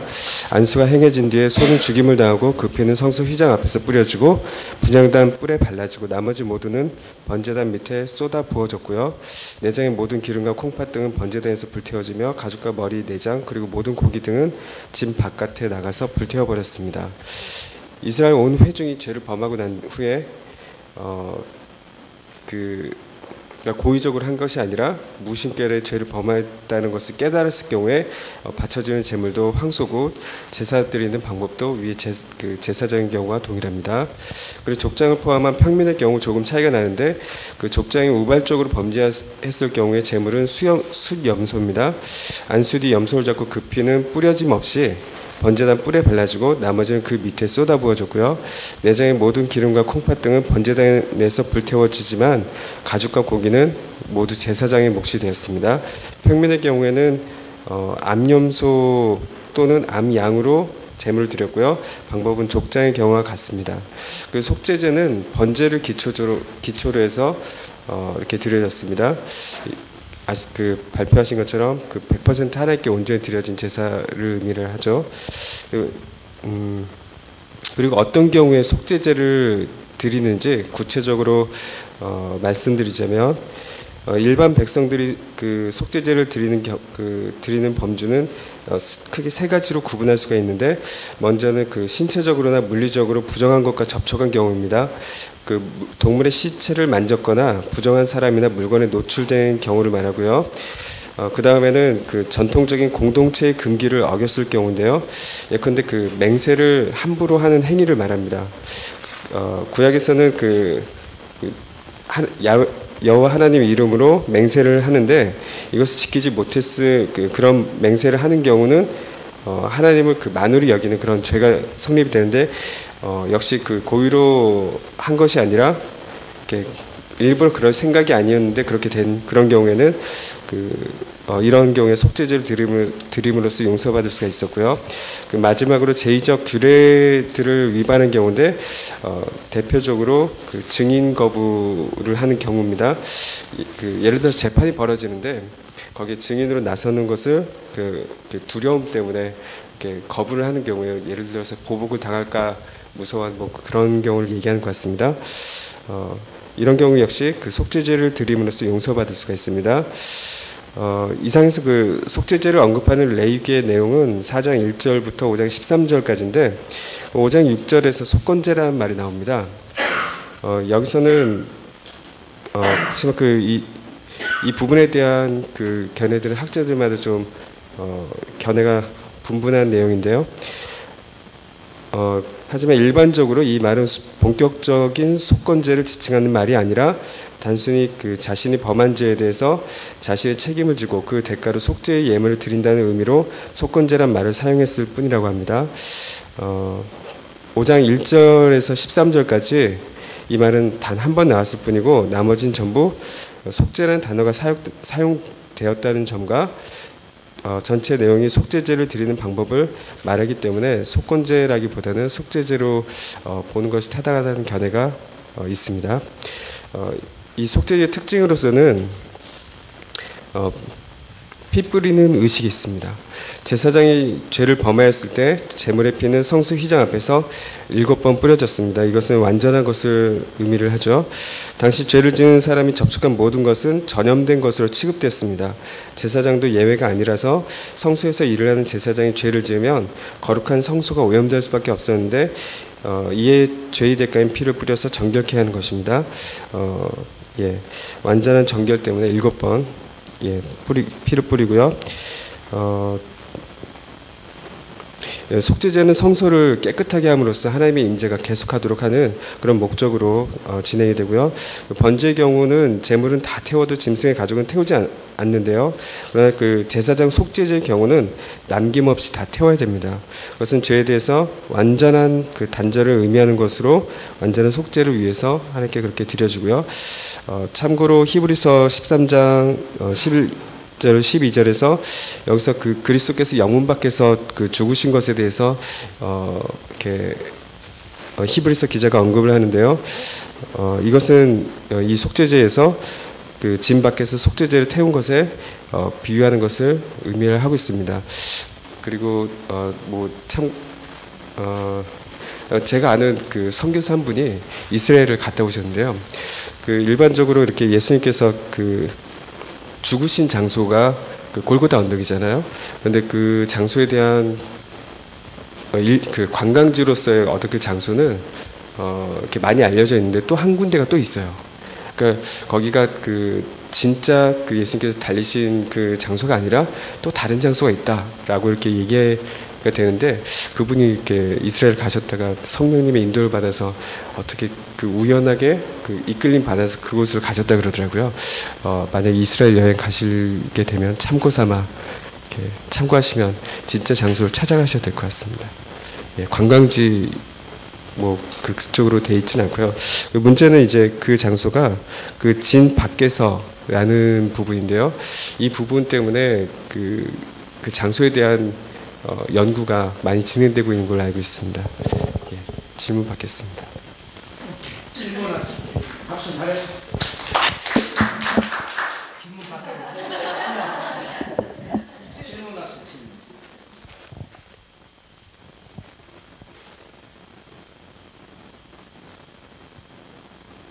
짐작은 하고 있는데 한번 질문해 볼게요.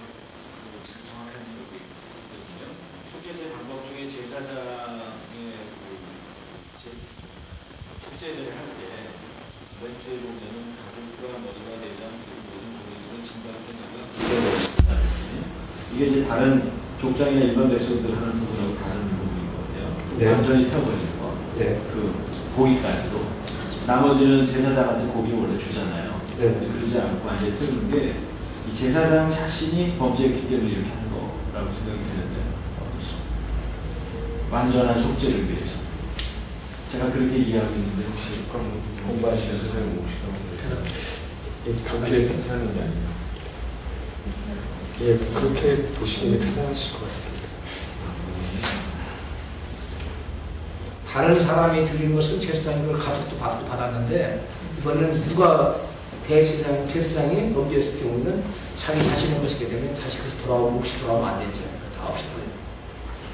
그 다음에 또 그러면 제사장은 모든 제사를 다 드리시는 게 아니고 속죄제만 참여할 수 있고 본인의 제도에서 언제를 못해서 없는 거예요? 본인이 일반 제도 특별히 제사장은 이 속죄제가 있기 때문에 그 다른 의식이 필요할지 모르겠네요.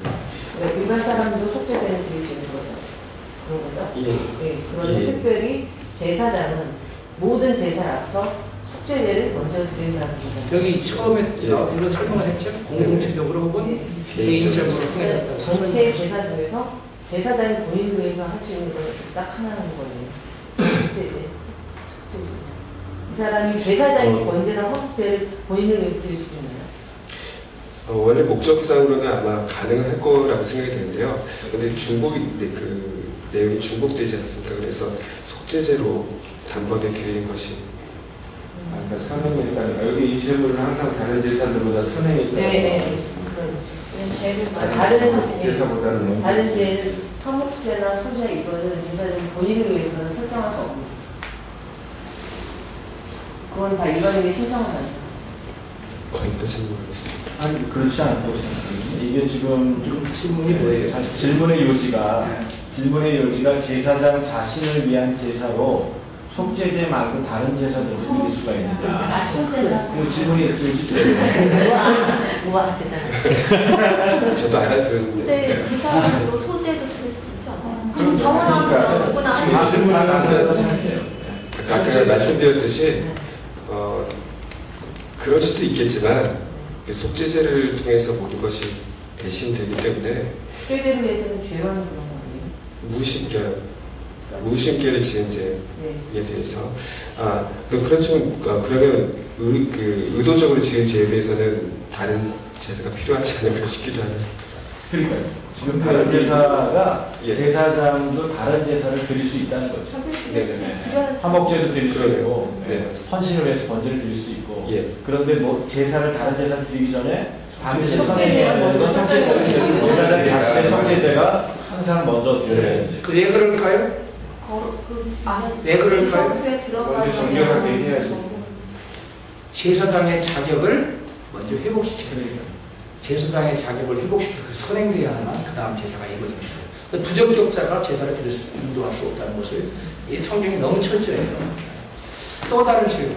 아까 여러분들 보면은 중간 부분에 보면은 속죄제 범주 중에 다음이라는 부분 나오죠.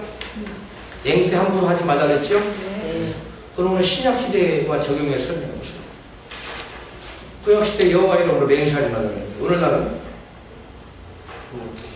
오늘날은 어떻게 해요? 맹세하지 말라고 하셨고 예면 예 아니면 아니오라고 대답하라고 말씀하셨어요. 그렇지. 누가 그렇게 말씀하셨어요? 예수님께서 하셨어요. 그러면 여러분들 어떻게 그걸 구체적으로 적용시키고 있어요? 성도들이 한번 설교해봐요. 1분 해보시죠. 시간 많이 주는 거예요. 굉장히 중요한 거기 때문에 다루는 겁니다. 예, 저도 꼭 설교는 알려드릴게요. 설교가 됐고 다행이 됐고. 저도 예전에는 뭔가 이렇게 구구절절 설명하고 막 이런 것들을 즐겨 했었었는데요. 그 말씀에 대해서 깨닫고 난 다음에는 예면 예 아니면 아니오라고 이렇게 얘기하게 됐습니다. 정직한 마음을 가지고 있다면 하나님 앞에서 진실한 마음으로 항상 이제 살고자 한다면 그런 맹세나 이런 것들이 사실상 필요가 없고 그 사람의 말 자체나 어떤 행동 자체가 어떤 그 사람 거룩이나 그 사람의 인격이나 그 사람의 신앙이나 믿음을 나타내는 거라고 생각이 되거든요. 그렇다면 그 사람이 말하는 것 자체가 진실이 되어야 되고 그 진실만을 말하는 것이 믿는 자로서 합당한 태도라고 생각을 합니다. 그래서 예수님께서 그렇게 말씀하신 것 같아요. 예면 예, 아니면 아니라고 대답을 하라고. 우리 형제님이 지금 설명한 맹세에 관해서 얘기하는 건데, 제가 하는 질문은 거기 그 전보다도 하나님의 이름을 사용하는 거예요. 내가 말할 때 하나님이 내게 말씀하십니다. 예수님이 내게 말씀하십니다. 이렇게 소위들 예언한다고 하는 사람들이 종종 하나님의 이름을 쓰고 있어요. 그 진짜 하나님 말씀했는지 안 하는지 제3자는 알 길이 있어요, 없어요? 없습니다. 거기에 대해서 얘기해요. 예, 그 부분 저도 굉장히 고민스러웠던 부분이고요. 많은 사람들이 그 부분 때문에 힘들어하는 것 같습니다. 저도 이렇게 몇 주 동안 그 부분에 대해서 생각을 하다가 나름대로 결론 내린 거는 모든 은사가 완전하지가 않다라는 생각이 들었고요. 그런 결론을 얻었습니다. 실제로 이제 예언사들 통해서 많은 예언을 들었는데요. 부분적으로 맞기도 하고 이렇게 많은 부분들이 있지만 전체적인 관점에서 봤을 때 항상 부분적인 사실을 얘기할지라도 전체적으로는 굉장히 껴맞추기 어렵더라고요. 시점이나 어떤 그런 부분들을 잘못 생각할 수도 있고, 그래서 하나님의 이름으로 이렇게 물론 맞는 얘기이기도 하겠지만 그것이 항상 전체적인 관점에서 얘기하는 건 아닌 것 같다는 생각이 좀 들거든요.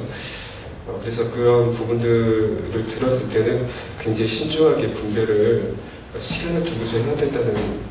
오케이. 박수. 잘했습니다.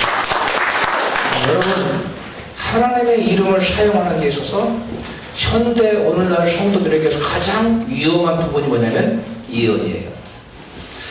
여기 굉장히 중요한 건데요. 하나님의 이름을 망령되이 여러분 사용하지 않도록 유념해야 돼요. 아주 주의해야 됩니다. 그래서 내가 이건 내 목에 칼이 들어와도 이건 하나님께서 내게 말씀하시면서 하나님 이름을 쓰세요. 그러나 내 마음속에 이게 불분명해. 자기도 확실한 것이 아니다 그러면 하나님 이름 쓰지 마세요. 그냥 내 마음에 감동이 나기를, 내 마음에 기도한 일을 생각이 이렇게 얘기해야지 하나님의 이름을 함부로 쓰면 안 돼요. 그리고 이 세상에 그 누구도 완전한 예언을 퍼펙트하게 베풀어하는 사람 아무도 없어요. 사람은 다 불완전해요. 여러분 그걸 유념해야 돼요.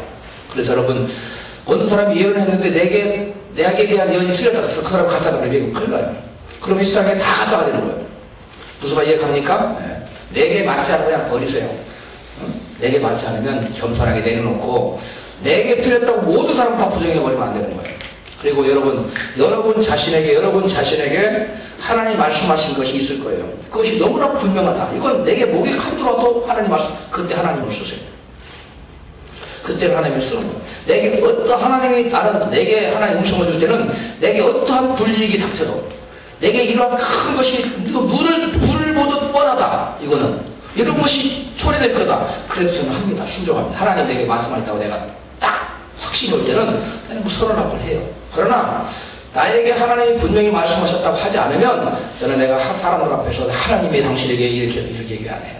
조심해야 돼. 이건 뭐냐면 신약시대 여전히 이 정신이 여러분 계승되고 있어요. 그래서 함부로 이 분야에 대해서 함부로 하나님의 이름을 들먹거리지 말라는 거예요. 내가 기도해봤더니 이런 생각이 드네요. 이건 괜찮아요.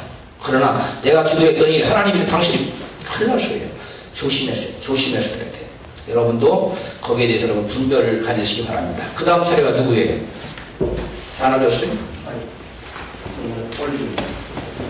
나눠줘야 돼요.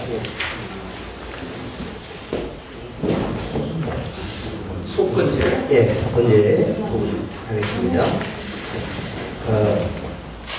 속건제 레위기 5장 14절에서 6장 7절까지 그 다음에 7장 1절에서 7절까지 있습니다. 속건제는 이제 속죄제하고 좀 밀접하게 연관되어 있습니다. 그래서 조금 특수한 부분이 있는 부분이 있습니다. 두 제물 사이는 중복되는 부분이 있지만은 그 부당한 사람에게 보상이 가능할 때 속건제가 좀 요구되었습니다. 즉 그 죄를 용서받기 위해서 드린다는 점에서는 속죄제하고 속건제가 같으나 죄로 인한 손해배상 유무에 따라서 두 죄의 사가 좀 다른 면이 있습니다. 속죄제는 우리가 말하는 포괄적 의미에서는 이제 모든 죄에 대한 것을 의미한다면은 속건제는 어떤 범죄로서 이렇게 구체화된 것, 드러난 것, 그 결과에 대한 것을 보여준다고 할 수 있습니다. 속죄제가 우리가 포괄적인 죄, 우리 영어로 말하면 신 이런 의미로 좀 받아들여질 수 있을 것 같고, 속건제는 결과제이고 배상 책임이 있는 어떤 범죄, 길트 이런 의미로 받아들이면 조금 더 다가올 것 같습니다. 속죄제는 사람의 죄성, 죄인을 보여주는 것이고, 속건제는 그러한 죄의 결과에 대한 책임을 보여준다는 데서 좀 차이가 있습니다. 속건제의 정의를 좀 살펴보면 하나님께 드려지는 예물을 포함하여 성수에 포함되는 모든 성물에 대하여 가오를 범했거나 또 여호와의 계명 중 하나를 부지 중에 범하였거나 이웃에게 범죄하여 경제적 손해를 입힌 경우 드려지는 제사로 배상의 의무가 내포되어 있습니다. 집단적으로 정해지는 건 없고 항상 개인적으로 드려졌습니다. 레위기 5장 14절에서 16장 그 말씀에 나와 있는 것은 이제 성물에 대해서 전속건제를 말하고 있는데 성물이라는 것은 하나님의 것으로 구별된 물건을 말하는데 여기는 성막과 그에 관련된 모든 기구들과 물건들이 포함되고 그것 외에 또 이제 11조라든지 첫 열매 하나님께 드려지는 특별히 드려진 것 또 초태생들 번제를 제한 다른 모든 제사에서 제사장의 몫으로 주어지는 부분 이런 것들 즉 현재 기회 같으면은 헌금이라든지 교회 물품들 이런 것들을 볼 수 있겠습니다.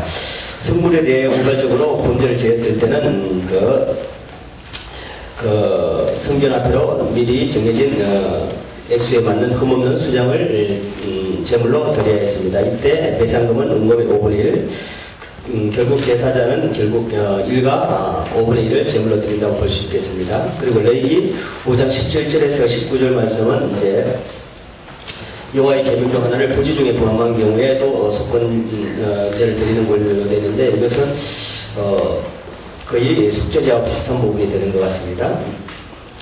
레위기 6장 1절에서 7절까지 말씀은 이웃 재산에 대해서 피해를 줘 속건제를 드려야 하는 경우로 이웃이 맡긴 물건이나 전당물을 쏘이거나 도둑질하거나 착취하고도 사실을 부인하거나 남의 이런 물건을 죽고도 그 사실을 부인하여 거짓 명세하는 경우 등등에 이제 해당되는데 이때는 이웃에게 손해를 입힌 경우인데 배상액은 5분의 1로 해가지고 가해자는 피해자에게 1과 5분의 1을 갚는 것입니다. 그런데 이것으로 끝나는 것이 아니고 또 하나님께 속죄해야 되는 것입니다. 이때 이제 미리 정해진 액수에 맞는 흠없는 수장을 제물로 제사에 드려야 했습니다.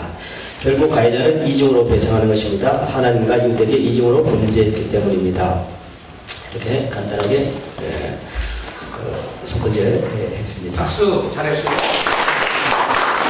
질문하세요. 이해가 안 가거나 보충 설명이 필요하거나 질문하고 싶은 거.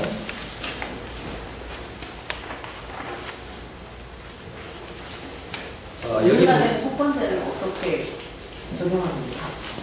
우리나라 속건제는? 오늘날도 이제 교회에서 자기가 실수로 그 성물에 대해서 피해를 줬으면은 이제 배상을 해야 되겠죠. 배상을 해야 되는데 이건 이제 이게 똑같이 그때의 법이 그렇게 돼 있었지만 지금은 그에 맞게 자기가 그게 맞는 것을 살아남는다든지 배상하면 될 것 같고 또 이웃에게 그렇게 했을 때는 이웃에게도 그에 맞는 피해 보상을 하고 또 하나님께도 와서 회개하고 이런 양쪽을 다 해야 된다는 것이죠. 하나님한테 회개합니다. 여기에 지금 하나의 들어가면 안 돼요. 하나의 새로운 용어가 등장하는데 소위 말해서 우리 목사님이 용어는 안 썼지만 회개헌금이라는 것이 지금 나왔어요. 뭐가 나왔어요? 회개헌금. 우리 목사님 교회에서 회개헌금을 드려요? 그러니까 우리가 회개하면 남한테 잘못을 가서 보상을 어떤 식으로든 가서 해놓은 거예요. 뭐 회개합니다. 말로만 하면 안 돼요. 남의 명예를 실수시켰으면 명예를 회복시켜줘야 돼요. 신문에다 그 사람을 대대적으로 비방하는 광고를 냈다. 그러면 그것이 사실한테 대대적으로 다시 정정 광고를 내주는 것이 회개입니다. 배상을 손해줘서 배상해주는 거예요. 그러면 여기 보니까 속건제에 보니까 사람께만 하지 말고 이걸 네 쪽으로 하라고 그랬어요? 이중으로 하라고 그랬어요. 누구에게도 하라고 그랬어요? 하나님께도 하라고 그랬어요. 자, 그러면 하나님께 하는 것이 뭐예요? 뭘 어떻게 해야 돼요? 오늘날로 말하면 옛날에는 하나님께 양을 잡아서 드렸어요. 하나님께 회개를 또 다른 제사를 두 번의 제사를 드린 거예요. 그럼 오늘날 어떻게 해야 돼요? 사람에게 배상하고 하나님께 어떻게 해야 돼요? 회개헌금을 드려야 됩니다. 회개헌금을. 제가 이번에 우리 교단에 총회에 참석을 했는데 좀 특이한 분이 참석을 했어요. 그 강사로, 세미나 강사로 오셨어요.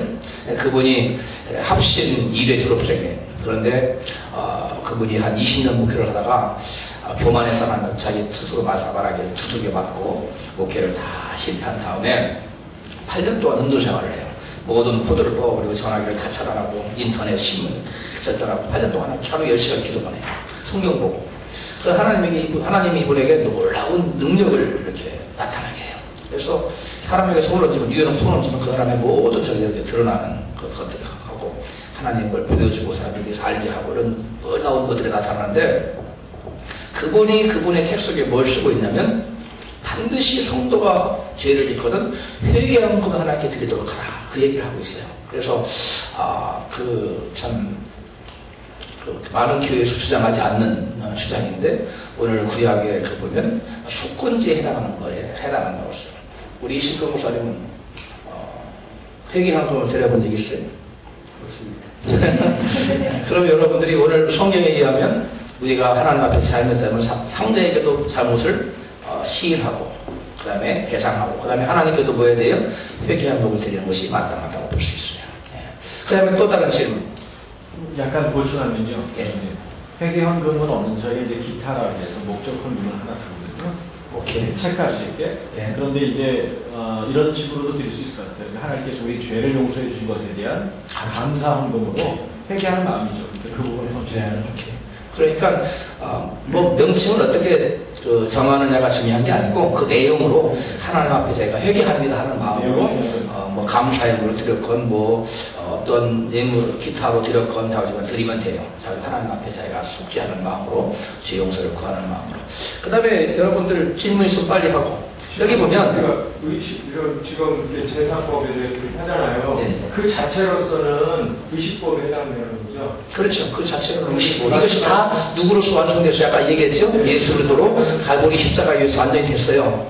그러나 그 정신은 살아있어요, 안 살아있어요? 그대로 살아있는 거예요. 예수께서 오셨지만 거기에 그 예수가 그 안에 모든 정신이 예수 안에 있거든. 그러니까 예수가 오셨지만 우리가 이 예수를 우리가 믿고 있기 때문에 예수님과 커넥트되어 있기 때문에 그 정신이 그대로 안식일이 주일로 바뀌었지만 안식일의 정신까지 의미까지 사라진 것이 아닌 것과 똑같아요. 모든 것들이 달라요. 그 다음에 또 다른 질문, 좋은 그 포인트. 아니 그러니까 그렇다면요. 지금 그러한 것들이 있죠.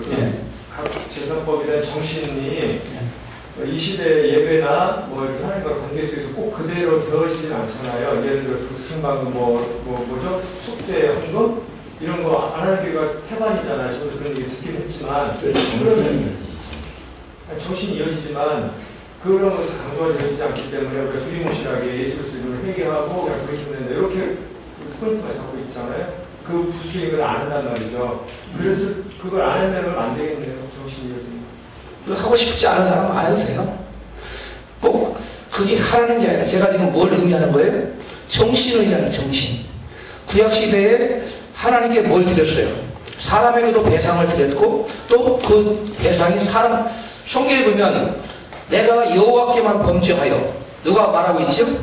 다윗이 말하고 있어요. 근데 다윗이 사실 여호와께 범죄한 겁니까? 엄밀히 보면 사람에게 범죄했어요. 그런데 다윗은 그 사람에게 범죄 이전에 그것은 누구에게 범죄한 거라는 거예요? 하나님께 범죄한 거예요. 그러니까 그 진정한 회개라면 제가 그 목사님 그 책을 보고 느낀 점이 아하 사람에게 회개하는 건 좋지만 하나님께 회개하는 것 드리는 것도 이것도 구체적이고 하나님 앞에 용서를 구체적으로 비는 하나의 좋은 샘플이 될 수 있다. 꼭 해야 돼. 율법적으로 말하는 게 아니에요. 정신을 얘기하는 거예요. 정신. 내가 하나님으로부터 죄를 지은 것에 대한 온전한 사함을 받고 싶은 그런 마음에서 하나님께 범죄했습니다 하고 고백하는 차원에서 드리라는 거예요. 그것이 꼭 회개헌금이라는 이름을 붙여서 성경 우리가 지금 드리는 모든 저기 예물들이 이름에 별 이름들이 다 있는데 그게 다 성경에 나와 있는 것이 아니잖아요. 나와 있다고 해서 꼭 우리가 드리고 안 나와 있다고 안 드리는 게 아니라 우리는 구약시대의 그 정신을 따라 드리자는 거예요. 그 다음에 또 질문. 네, 송소죠. 질문 있었어. 진짜 없습니다. 저기 갑자기 사라졌어요, 질문? 그 다음에 두 번째 보면 여기 보면 시인이 나오고 길티가 나와요. 제가 미국에서 스피드 티켓을 제가 법정에 한번 난생 처음으로 법정에를 간 적이 있어요. 미국에서는 법정에 안 가면 이것이 기록에 나와요. 그 법정에 반드시 가야 돼요. 왜냐면 판사 앞에 써본 적이 있어요. 근데 이게 뭐 수백 명이 쓰니까 차례대로 이름을 부르면 판사 앞에 서가지고 재판을 받는데 딱 판사가 한마디를 물어요. 길티? no 길티? 그러니까 내가 길티냐 아니냐 네가 죄를 인정하냐 죄졌다고 생각하느냐 아니냐 이걸 물어요. 그때 길티 yes 하면 길티 대답하면 yes okay 하고 그냥 저희가 되는데 제가 따졌어요. no 내가 인정할 수 없다. 나 길티 아니다. 라고 따져가지고 나중에 그것이 복잡하게 됐어요. 재판을 해야 되는 정식 재판을 해야 되는 거예요. 왜? 나는 그 길티라고 하면은 벌금이 확 줄어요. 줄고 조그마한 그 벌금을 내면 되는데 나는 불리하다고 생각해요. 내가 잘못이 없었는데 그 잘못이 없었는데 내가 거기 간 거예요. 내가 이게 불리하다 이거는 내가 이거 억세받을 수 없다 받아줄 수 없다 했더니 그러면 정식 재판을 날짜를 잡더라고. 내가 속으로 생각해 괜히 그냥 벌금 물고 말걸 내가 이걸 용서할 수 없다고 했다가 괜히 크게 다음에 가가지고 또 재판에 가서 내가 결국 무죄로 저기를 받긴 했지만은 그런 일이 있어요. 그래서 여기서 뭐 길티와 길티인데 이게 신과 여러분 길티의 차이점을 알아야 돼요. 그러면 신은 아까 여기서 보면 우리 목사님이 지금 뭐라고 얘기했냐면 어디 갔어? 신, 속죄죄의 포괄적 죄를 신이라고 했어요. 그 다음에 속건죄의 결과적 배상 책임을 길티라고 얘기했는데 여러분 여기 신과 길티는 차이점이 있습니다. 어떤 의미에서 썼어요? 이거 누가 쓴 겁니까? 이 책에서 나온 겁니까? 제가 참고해서 그래서 이제 한 건데 제가 제가 이제 느끼는 거는 길트라는 것은 우리가 구체적으로 어떤 형이 법정화되어 있는 거 그런 부분들을 얘기하는 것을 말하고 신은 이제 그것을 포함한 전체적인 어떤 우리가 일반적인 도덕적인 죄 같은 걸 다 포함하는 것을 얘기하는 것이라고 저는 이해를 합니다. 원래는 신이라는 단어는 종교적인 하나님을 향한 죄가 신이에요. 길티는 도덕적으로 사회에서 어떤 법규를 위반했을 때 도로 법규를 위반했다. 그 다음에 사람을 죽였다. 이게 다 길티예요. 그러나 예를 들어서 사람을 죽인 것도 사람을 죽인 것도 하나님으로 죄가 되지만 하나님께 죄가 안 되는데 세상에서 저기 되는 게 있어요. 그런 것은 길티예요. 구분을 해야 돼요. 그래서 이것을 우리 목사님이 어떤 근거로 속죄죄에다가 신을 붙였는지 속건죄에는 길티를 붙였는지 그것이 알고 싶다. 어떤 근거로 이 영어 단어는 그래. 제가 일반적으로 포괄적으로 얘기하는 신이라는 단어는 여러분 종교적이고 하나님을 향한 그런 죄를 신이라고 합니다. 그러나 세상에서 범한 사람들과의 사이에서 지은 그 법규상의 도로교통법을 위반했다가 얘기하는 것은 길티예요. 그래서 그런데 우리 목사님이 이것을 속죄죄와 속건죄에다가 따로 영어로 붙여버렸어요. 우리나라 말로 포괄적 죄다. 오케이. 그 다음에 속건죄는 결과적 배상 책임을 묻는다. 범죄한 것이다. 오케이. 그런데 이걸 다 잘 설명할 수 있는 분. 박준영 형제님 설명해 보세요. 영어 강사니까. 시간이 없어요. 다 발표 다 몇 명 남았어요? 많이 나왔는데. 손 들어봐요. 나무 많이 밟고 가고. 주여. 근데 여기 이거랑 상관없이 제가 알고 있어요. 네, 얘기하시죠. 죄는 하마티아, 죄는 인격적인 단수로서 그 로마서에 보면 그러나 내가 그것을 행하는 것을 내가 아주 죄인이라 이렇게 나오잖아요. 어떤 인격적인 인격적인 대상을 얘기하거든요. 죄는. 근데 성경에서는 범죄하는 건데 범죄는 그 진짜 지은 그 죄의 몫이에요. 그걸 얘기할 때 그렇게 명사용을 쓰더라고요. 인격체가 아니고. 범죄와 이해했어요? 말자? 다른 분들?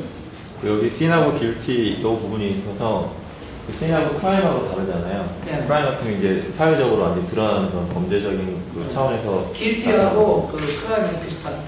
네, 여기서 지금 이분 이 내용이 그 버지니아에서 그 복음주 신학교에서 그 공부하고 계시는 목사님이 쓴 그 글이거든요.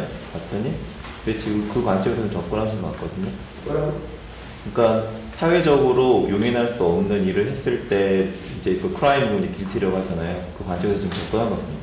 여기 이 씬 같은 경우에는 어떤 종교적인 의미의 어떤 죄에 대해서 이야기를 하는 거예요. 객관적으로 측정 가능한 죄. 그러니까 어떤 것들에 대해서 뭐 이만큼 죄 졌다, 더 많이 졌다 이렇게 구분할 수 있는 죄. 그런 거가 이 길트 같고요. 그다음에 쓰는 그런 것이 아니라 뭐 도덕적이고 뭐 하나님에 대한 어떤 추상적이면서도 포괄적인 죄들 말할 때. 신이라는 것은 하나님께 향한 종교적인 죄를 신이라고 해요. 그 다음에 아까 크라임, 사회적 범죄를 말하는 도둑질의 크라임이에요. 근데 예를 들어서 같은 죄에도 그 예를 들어서 교통법 규칙인 거 이거 크라임이라는 말을 잘 안 써요. 미국 애들은 그걸 길티라고 해요. 그냥 네가 잘못하면 인정하느냐 그 정도 차원인데 지금 우리 목사님 내가 이거 질문한 거 내가 물고 늘어지고 이래서 그런 것이 아니라 어떤 근거에 의해서 어떤 학자의 말을 지금 써서 한 건가 아니면 단지 목사님이 그냥 이걸 단어를 붙이는 건지 물은 거예요. 그냥 제가 그 참고해서 그냥 적어주시면. 네, 그러면 이거를 그냥 여러분 지워요. 여기에는 요거를 갖다 붙이면 조금 곤란해져요. 왜냐하면 이거는 그럼 속죄죄는 하나님을 향한 거고 그 속건죄는 사회적인 죄냐 이렇게 라는 단어가 나오기 때문에 지워줬으면 좋겠어요. 또 다른 질문이 있습니다. 네, 여러분들이 오해할 거 이것을 평생 여러분도 가지고 있을 수 있거든요. 네, 이 오해를 불식시키기 위해서 제가 지금 시간을 좀 쓴 겁니다. 또 다른 질문. 없으면 한 번만 더 하고 마치겠어요. 발표자가 너무 많아 다음 시간에 해야되는데 이동원 하나 없어요.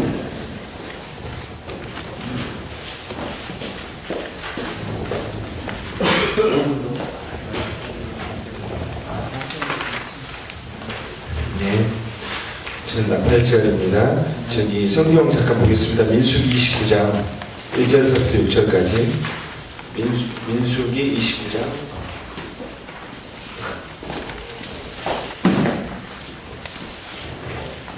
네, 시간이 없으니까 제가 그냥 읽겠습니다. 1절부터 6절까지요. 민수기 29장 1절부터. 눈으로 한번 보세요. 그냥 눈으로. 읽지 않고 그냥 너무 이렇게 눈으로 29장 1절부터 6절까지요. 네. 그거 찾아놓으시고요. 자, 나팔절의 기원. 나팔절의 기원은 제가 오늘 한 거는 인터넷에서 저는 지금 좀 참조를 했거든요. 나팔절. 그래서 네이버 블로그에 들어가니까 주의 아빠라는 그 블로그가 있는데 아까도 내가 얘기하다가 제가 이게 기회를 놓쳤는데 여러분들이 지금 발표하잖아요. 이 글 어디서 왔는지 써줘야 돼요. 우리 지금 이동 가사님이 네이버 블로그 제이버 아빠라는 그 주의 아빠의 글에서 이렇게 인용을 했다는 것처럼 근데 아까 우리 호크마라고 우리 옥장도 달았는데 밑에다 달건 위에다 달건 상관없는데 어디서 내가 이걸 참고했는지 이걸 사이테이션을 달아주지 않으면 여러분이 불법 도용자가 돼요. 그래서 반드시 써주기 바래요. 만약에 이것이 발표 자료인데 지금까지 무기하지만 앞으로는 꼭 써주기를 바라고 여러분들이 페이퍼를 낼 때는 이것이 없이 그냥 썼다. 이것을 내가 알아냈다. 우연히 내가 네이버에 가서 검색하다 이거 나빠지면 똑같은 거예요. 그냥 F입니다. 이건 성적 처리가 잘 안 돼요. 모든 것이 F가 되고 그래요. 하나로 말미암아 여러분 꼭 유념해야 됩니다. 학자적인 공부하는 학생으로서 양심이 때문에 그래요. 이거는 절대로 반드시 밝혀져야 됩니다.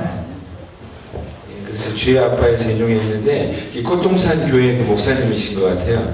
이름이 참 들어요. 예, 근데 이제 제가 봤을 때 좀 잘 정리가 되어 있는 것 같아서 여기서 인용을 했습니다. 나팔절의 기원은 방금 그 말씀드린 민수기 29장 1절부터 6절. 그리고 나팔절이라는 것은 그냥 나팔 그대로 나팔을 불며 새해 첫날을 알리는 절기입니다. 나팔절은 나팔을 불며 새해 첫날을 알리는 절기인데 유대인은 옛날부터 전통적으로 종교력과 민간력을 혼용하여서 사용을 해왔다고 합니다. 근데 종교력은 주로 신앙생활과 절기생활을 위해서 사용하는 달력이고 또 민간력이 있는데 민간력은 일상생활을 위해서 사용하는 달력입니다. 근데 종교력에 따르면 음력 7월에 해당하는 달이 민간력으로 새해가 시작되는 첫 달로 간주합니다. 이때는 우리가 현재 사용하는 달력으로는 9월 중순이나 10월 초순이 된다는 거죠. 그래서 7월 1일 날 나팔절을 이제 보는 겁니다. 음력으로. 그러므로 나팔절은 유대 종교력으로 음력 7월 티슬리올이라고 하더라고요. 음력 7월 1일입니다. 구약시대 이스라엘에서는 매월 초하루에 우리가 흔히 월삭이라고 날마다 제사장이 나팔을 불게 되어 있는데 근데 특별히 7월 초하루에는 신년새해를 알리는 수디양으로 만든 양강 나팔을 불며 나팔절로 지켰다고 합니다. 그래서 나팔절의 규례는 오늘 그 본문 말씀 아까 민수기 29장 1절 첫 번째 보면은 음력 7월 초하루에 나팔을 불며 성회로 모이고 아무 노동도 하지 않는다고 합니다. 그때는. 그 다음 두 번째는 수송아지 한 마리와 수디양 한 마리 그리고 1년 되고 없는 수디양 7마리를 하나님께 번제물로 바친다고 합니다. 그 다음 세 번째 번제와 함께 곡식 제사의 소제를 드리는데 여기 성경에 그냥 기름만 나와 있는데 이분은 이제 올리브 기름이라고 또 이렇게 해놨더라고요. 올리브 기름을 섞은 고운 가루를 수송아지 한 마리당 10분의 3에바가 오늘날로 말하면 이게 6.6리터 정도 된대요. 이렇게 적혀 있더라고요. 그래서 10분의 3에바, 그 다음 수장 한 마리당 10분의 2에바, 어린 양 한 마리당 10분의 1에바를 바칩니다.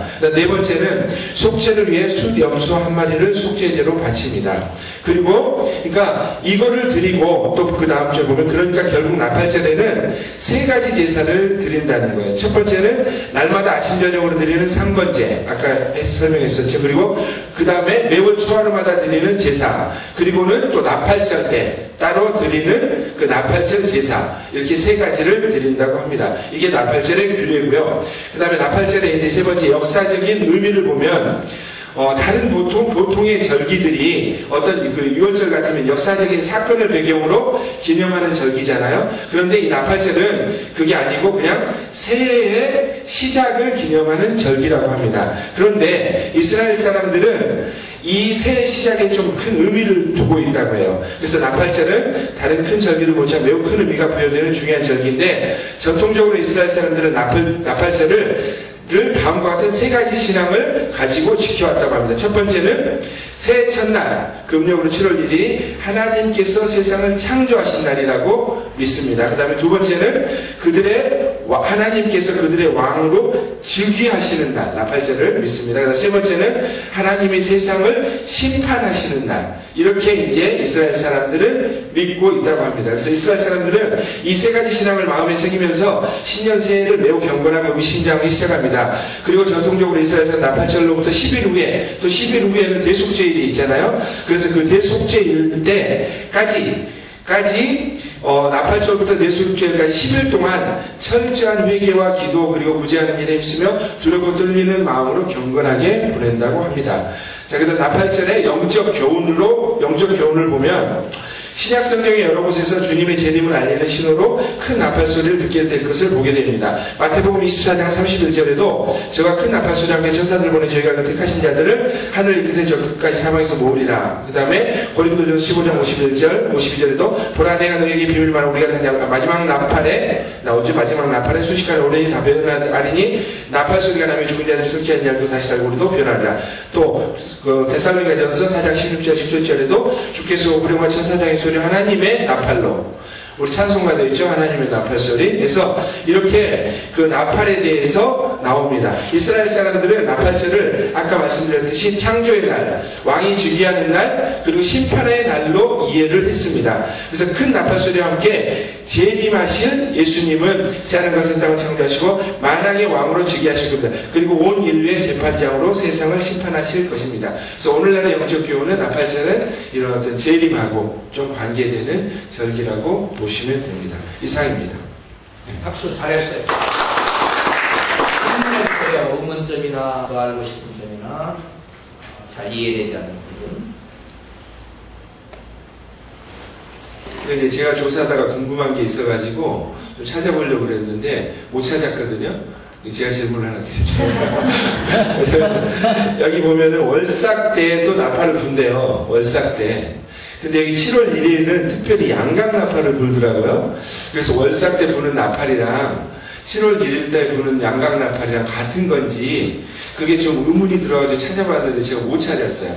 단지 인터넷에는 조사해 보니까 그 뭐 미국 같은 데서도 이스라엘 사람들은 7월 음력 7월 1일 되면 양강나팔을 부는 이렇게 막 이렇게 행사를 하는 사람들이 있더라고요. 이스라엘 사람들. 그래서 양강나팔 소리도 이렇게 나더라고요. 근데 그거는 제가 못 찾았습니다. 그래서 혹시 아시는 분들이 있으시면 그거는 얘기를 해주시면 감사하겠습니다. 또 없으면 그러면 민간적으로 이거는 나팔자로 그게 없는데 다형 때문에 그래요. 옛날에 목사님 설교할 때 이런 거 이렇게 조금 하면 숨쉬어 듣다가 어려워서 그냥 이렇게 패스하고 했는데 민간적으로 새해가 음력 7월, 종교적 음력 7월.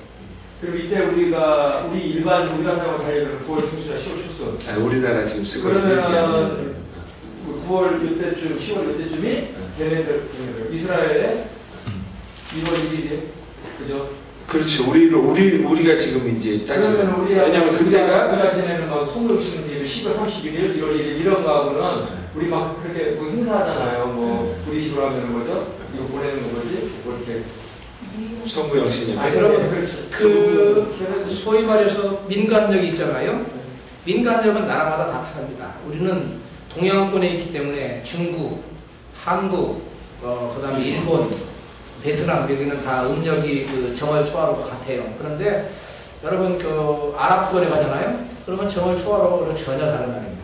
그래서 미국에 가면 그 비치 같은데 정월 초하루라고 사람들이 그 일하는 사람들, 이라크 사람들이 모여서 막 큰 저기를 해요. 행사를 하는데 전혀 엉뚱한 날이에요. 그런 것처럼 우리하고 전혀 그 문화권이 전혀 다르고 우리는 중화문화권에 살고 있고 또 유로피안으로 양력으로서 유로피안 문화. 이 사람들은 전혀 다른 문화권. 그래서 그 절기가 달라요. 그렇게 이해하면 됩니다. 하나 질문을 하겠는데 이스라엘 백성들은 전쟁을 알리는 것으로 뭘 썼어요? 나팔을 썼어요.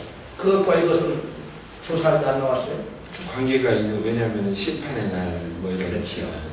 그것을 또 여러분 여기 성경, 그래서 바울도 그런 얘기를 했죠. 나팔 소리를 어떤 불분명한 나팔을 어떻게 전쟁을 예비하리요 이렇게 나와 있잖아요. 그런 것처럼 이 나팔은 전쟁과 관련이 있고요. 예수께서 최후의 승리자로 전쟁을 끝내면 나팔 다 끝나면 오시는 거예요. 나팔 불 때 우리 이름이 불려져야 됩니다. 잘했어요. 박수. 앞으로 이렇게 조사를 해와서 발표해라 그러면 저를 보세요. 일단은 가장 첫 번째 참고해 좀 적으세요. 조사의 대상이 뭐냐면 여러분의 교재예요. 성경, 관련 성경. 그래서 성구를 적어주세요. 두 번째는 우리가 쓰고 있는 두 번째 교재입니다. 적으세요. 그 다음에 여러분 세 번째가 여러분이 찾아가야 될 그 주석기예요. 주석집을 찾아. 거기에 또 내가 원하는 게 없다. 그러면 어디로 가야 되냐면 인터넷을 가보세요. 아니면 여러분이 주변에 알고 있는 책을 찾아가, 우리 가지고 있는 책자 중에 비슷한 책이 있다면 책을 찾아볼 수 있지만 그거 가지고 안 된다 그러면 마지막으로 가는 데가 인터넷입니다. 인터넷에 여러분 주로 많이 나와 있는 곳이 네이버 지식 창을 여러분 관련된 것을 치면 나팔표 치면 여러 사람들이 글이 쫙 올라와 있을 거예요. 그 중에 가장 성경적이다 싶은 것을 이렇게 픽업해도 되고 짬뽕을 해도 되고 부분 채취를 하는 부분 채취를 할 때는 우리 지금 이동원 간사님은 전체 채취를 했잖아요. 전체를 부분적으로 중에서 그러면 전체는 여기다가 뭐라 해야 되면 인용을 주의 아빠에서 부분 발췌라고 써야 돼요. 부분 발췌. 그 주의 아빠 다 썼으면 주의 아빠에서 인용 이렇게 쓰면 되고, 부분적으로 썼다 부분 발췌. 그 다음에 여러 사람의 글을 썼으면 쭉 그 사이트를 써주고 부분적으로 발췌를 써주면 여러분들이 사이테이션 그거 보고 우리나라에서 뭐라고 그러죠?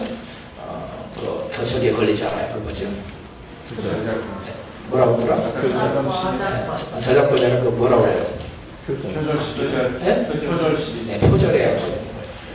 자, 한 15분이 늦었는데 다음 시간에 줄여둘 수밖에 없겠네요. 우리 1분 전만 기도하고, 오늘 발표 못 끝낸 사람, 못 끝낸 분들은 사이테이션에 올려주면